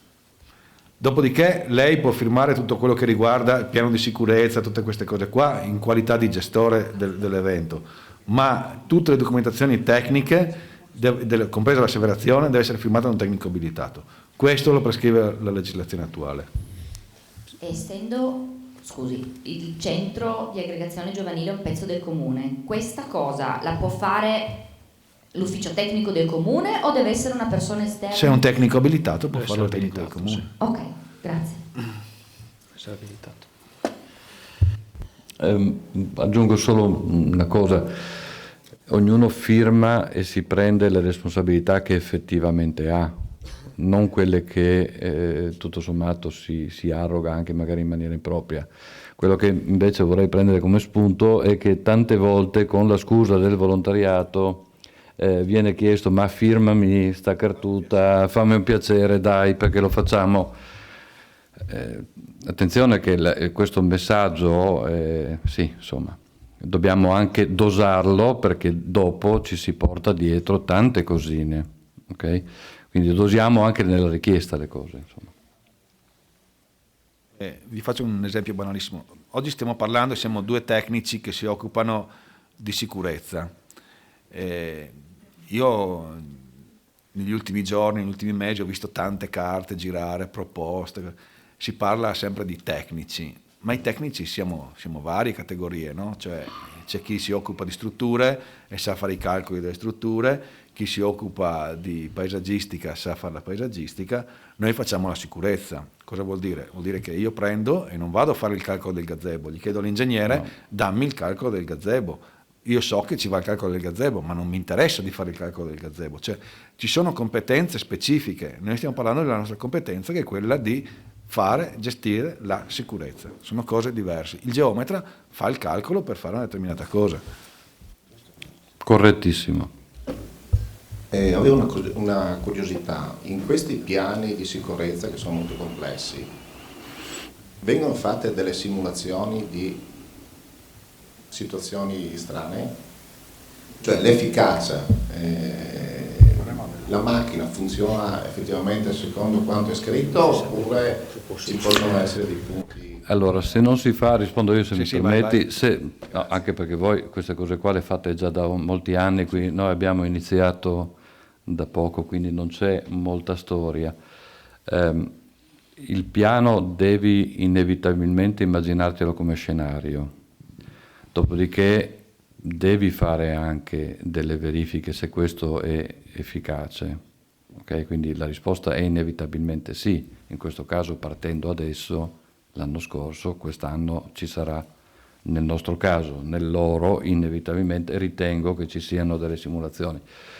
Mi concentrerei invece un pochino di più in quello che insisto.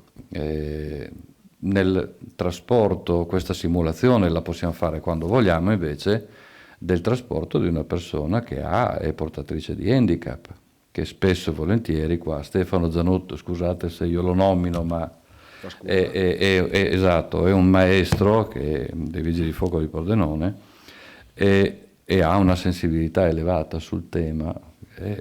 Ecco, forse io queste cose mi porrei prima di arrivare allo scenario effettivamente di malessere, se può essere, di incendio se può essere, ma gli scenari sono talmente vasti che andarli a testare tutti, è bella la sua domanda, ma credo che debba essere gestita con un minimo di priorità, quantomeno di priorità, ok? Anche perché poi i ruoli, a seconda della dimensione, certi scenari il governo lo prende qualcun altro. Se c'è una situazione di ordine pubblico, certamente non è il Presidente della Proloco, certo, che prende in mano determinati scenari.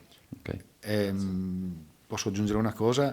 Noi purtroppo, come ha detto prima il Presidente, l'abbiamo provato sulla pelle, nel senso che il giorno dopo che siamo partiti con la cosa ci è successo il problema, per cui abbiamo messo in pratica tutto quello che erano le cose, per cui dovete immaginare un sabato sera, Sagra del Vino, succede il fatto, interviene l'ambulanza che era lì, interviene per i primi soccorsi, dei bambini li portano in ospedale, arrivano i vigili del fuoco, arrivano i carabinieri, arriva la Digos, arriva la polizia, arrivano le televisioni, tutte queste cose qua sono state gestite con un piano di emergenza, cioè ognuno sapeva chi fa che cosa.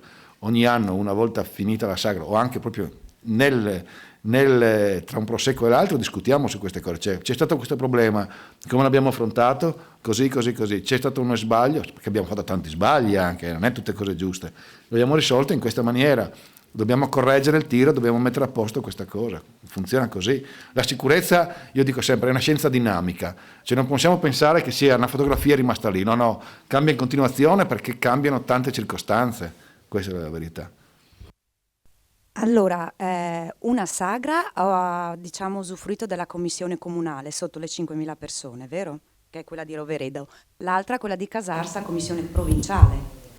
No, commissione pubblico spettacolo è fatta a livello Io mi sto calcolando sui numeri, cioè fino a 5.000 persone si avvale della commissione comunale e sopra di quella provinciale. Questa è la domanda, la capienza dell'intrattenimento. Allora, sì, è giusto.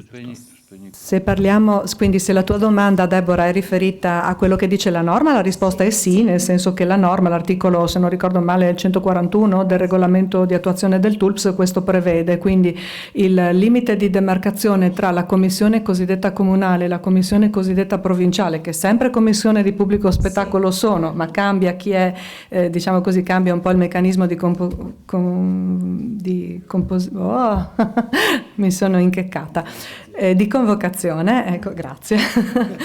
Ecco, il limite è dato appunto dalla capienza, quindi capienza del pubblico spettacolo, per cui è questo, e la linea di confine è la capienza, meno sotto 5.000, sopra 5.000. E se non ricordo male, quando la commissione ha a che fare con gli stadi, le strutture fisse, allora lì si va a 1.200, cioè 1.300 spettatori, ecco, cambia, sì, ma è... Volevo capire se magari per la sagra di Casarsa era stato attivato il comitato di ordine e sicurezza, quello in prefettura.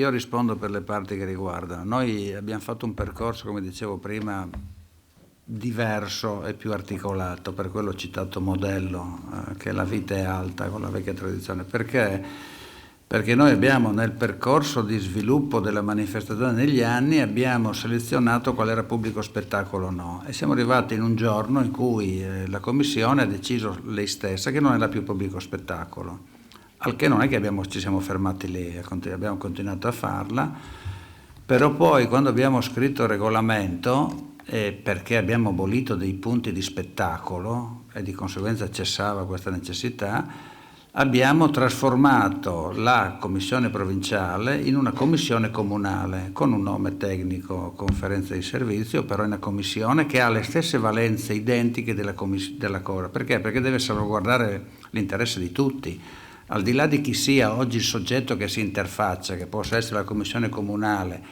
o la commissione provinciale, è indifferente, i soggetti sono identici, la valutazione del rischio e della documentazione è identica.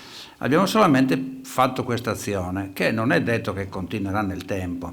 Quest'anno è così, l'anno prossimo vedremo come sarà, perché è molto variabile anche nella programmazione degli eventi che programmiamo all'interno. Ecco, perché bisogna capire perché faccio un'azione, se conosco bene perché a Casarsa siamo arrivati in questa condizione. Però il principio che ci ha guardato è quella di guardare l'essenza, ossia non è tanto il nome di chi viene lì, ma quanto che le cose che devono essere fatte dal soggetto che è preposto, che può essere il singolo tecnico o la commissione provinciale o qualcun altro, deve essere fatto al meglio. Questo era il principio.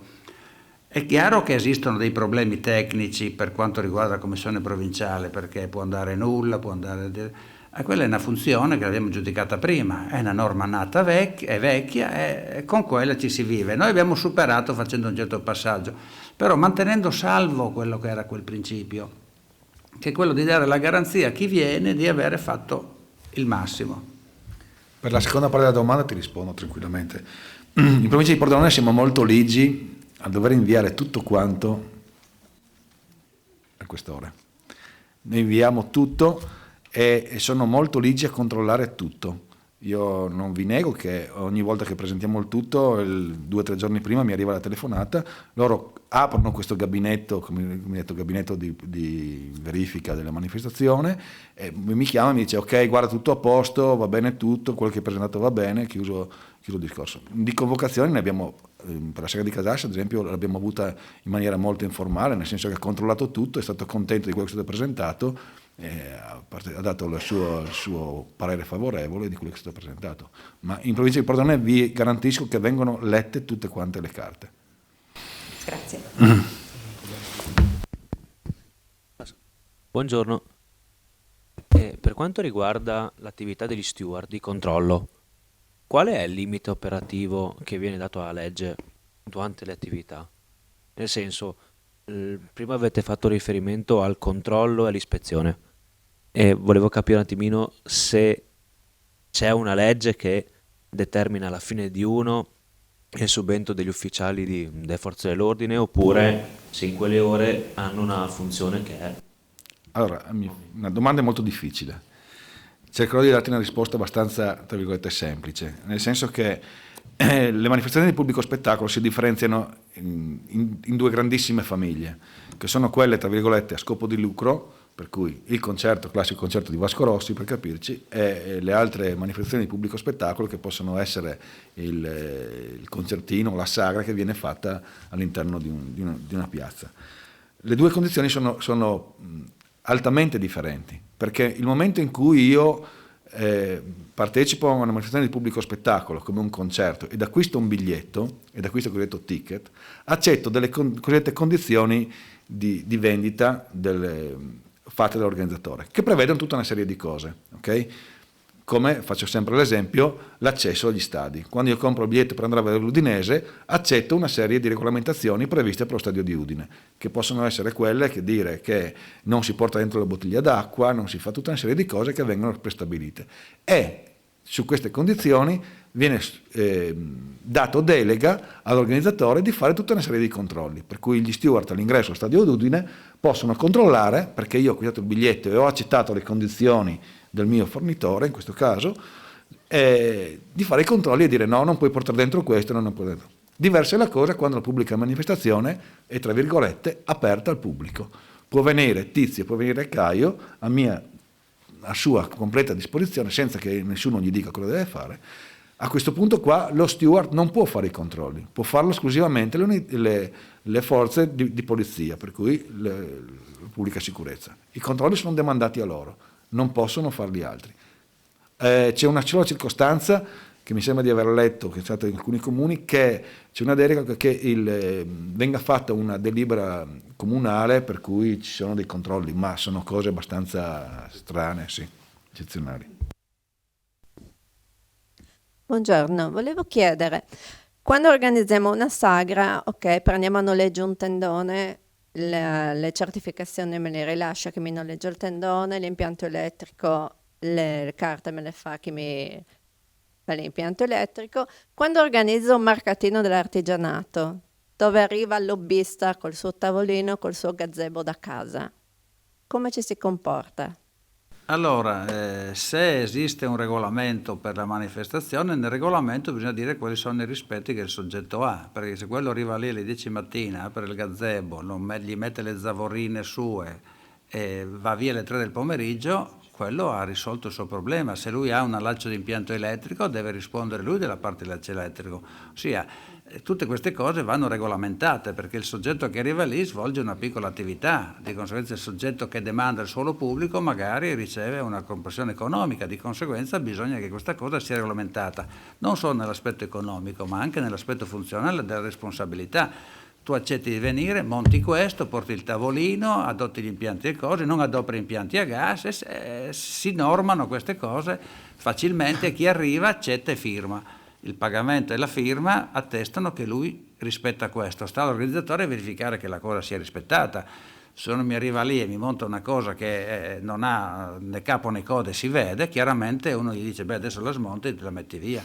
Sì, parliamo di strutture mobili giornaliere, non parliamo di strutture fisse che restano lì per un periodo lungo, che devono ospitare delle persone. In quel caso lì ospitano solamente la persona che mette in mostra magari i giocattoli dei bambini riciclati o riusati, insomma, sì. Ecco, scusate, salutiamo Francesco Del Boe ed Ermanno Bonna che ci devono lasciare, peraltro ormai siamo in realtà mancano 2 minuti alla fine del nostro evento, quindi se c'è ancora qualche domanda, ma in ogni caso loro devono lasciarci e quindi grazie ancora per il vostro contributo e speriamo di avervi nuovamente con noi, grazie. È stato un grande piacere, grazie a voi. Ho una lamentela col Presidente. L'ultima domanda allora. Bene, grazie di tutta, è stata una giornata molto interessante, anzi auspico che sia una delle tante che seguiranno per il prossimo futuro. abbiamo avuto due, io sono dall'Oste, sono presidente della Problessano. Ho sentito qui la Formula 1 delle Proloco, nel senso che Tesolin e anche sono Proloco che, come dire, lavorano in sinergia con le realtà locali, sia con l'ente locale che anche con le attività produttive, quindi sono sotto un certo punto di vista un ufficio CED, come dire, che viaggia molto al di sopra delle nostre, della mia espressione. Volevo tagliare la testa al toro, nel senso che noi siamo una piccola realtà, una piccola Proloco, Problessano a 200 tesserati su 700 abitanti, e quindi ci diamo da fare nel limite del possibile. Siamo una realtà che la struttura è di nostra proprietà. Noi l'abbiamo appena ultimata e stiamo adesso, se arriviamo a tagliare il traguardo sulle normative sulla agibilità per il pubblico spettacolo. Non vi dico niente, perché io spero, mi auguro di tagliare il traguardo. Volevo chiedere un'informazione, sempre auspicando che noi riuscissimo ad avere questa agibilità. Noi abbiamo questa struttura che ogni tanto viene anche usata, oltre che per le normali manifestazioni, anche per attività teatrali e anche per feste private, nel senso che non so, un ragazzo fa i 18 anni, chiede a Nolo, si dà in uso la sala, oppure ci sono di celibato, ci sono momenti molto limitati nell'arco del tempo. Avendo l'agibilità della struttura che sia idonea per le manifestazioni e il pubblico spettacolo, io devo richiedere un'autorizzazione adeguata per la manifestazione di quella serata che viene data in comodato, diciamo così, perché di fatto noi non facciamo niente, nel senso che prima, quando non era il locale a norma, si faceva un'agibilità temporanea e si risolveva il problema. Adesso invece andremo a svolgere un'altra dimensione. Provo a rispondere io. Questa è una domanda che spesso ci arriva anche dagli sportelli unici comunali per le attività produttive. Ma chi è che deve fare la pratica, la SUAP, come la chiamano? Allora, qui lei sta descrivendo la situazione in cui abbiamo un locale chiuso, a norma, quindi dichiarato agibile previo tutto l'iter, dichiarazione di agibilità, articolo 80, locale di pubblico spettacolo, quindi è stato abilitato, dichiarato utilizzabile e sicuro per farci certe attività che saranno probabilmente anche indicate all'interno del verbale del provvedimento stesso che il Comune ha rilasciato. Quindi il Comune lo dà a Nolo, come dice lei, o comunque insomma lo presta. Sono io che lo do a Nolo. Scusi, lei lo dà a Nolo. Perfetto, ok. Chi deve fare le eventuali pratiche nell'eventualità in cui lì dentro ci si faccia un pubblico spettacolo, cioè un evento aperto a chiunque abbia interesse a partecipare, l'organizzatore dell'evento? No, io parlo del privato, cioè io do a lei la sala incomodato per la manifestazione questa sera, che invita i suoi amici. Se sono miei amici, io non sto facendo un pubblico spettacolo, quindi è un po' come il discorso degli scout prima, non c'è pubblico spettacolo, c'è una festa privata, quindi non c'è nessuna pratica al SUAP. La risposta è niet. L'importante è che la struttura sia certificata per l'uso che io privato intendo fare in quella serata con i miei amici, ma questo non ha appunto a che vedere col tema pubblico spettacolo, ha a che vedere col fatto della sicurezza mia e degli amici che mi porto dentro. Ti posso aggiungere questo, che ti consiglio che le persone che vadano lì, almeno il rappresentante di quella famiglia, sia iscritto e socio alla Proloco. Noi di solito abbiamo la nostra squadra di sicurezza sempre presente. Ma comunque, Tony scherzava su una cosa che invece è abbastanza delicata, nel senso che la Proloco, per poter dare in affitto, tra virgolette, ok, a persone terze che fanno l'utilizzo di quella sagra anche a carattere privato, deve averlo nel proprio statuto, nella propria cosa, perché altrimenti voi state facendo un abuso di quello di questa utilizzazione. capito il discorso? Cioè, allora tu mi dici prima di dare la sala, io ti faccio la tessera e dopo usi bravo, ecco, Tony ha dato la risposta. Grazie dello spunto. Bravo Tesolin. Allora direi che chiudiamo qui la nostra attività, vi ringraziamo per essere stati presenti, ringrazio ancora tantissimo Antonio Tesolin e Luigi Folin della Proloco Casarsa e anche il presidente Pezzarini che ha favorito sicuramente questo evento. Grazie a tutti per aver partecipato e speriamo di esservi stati utili.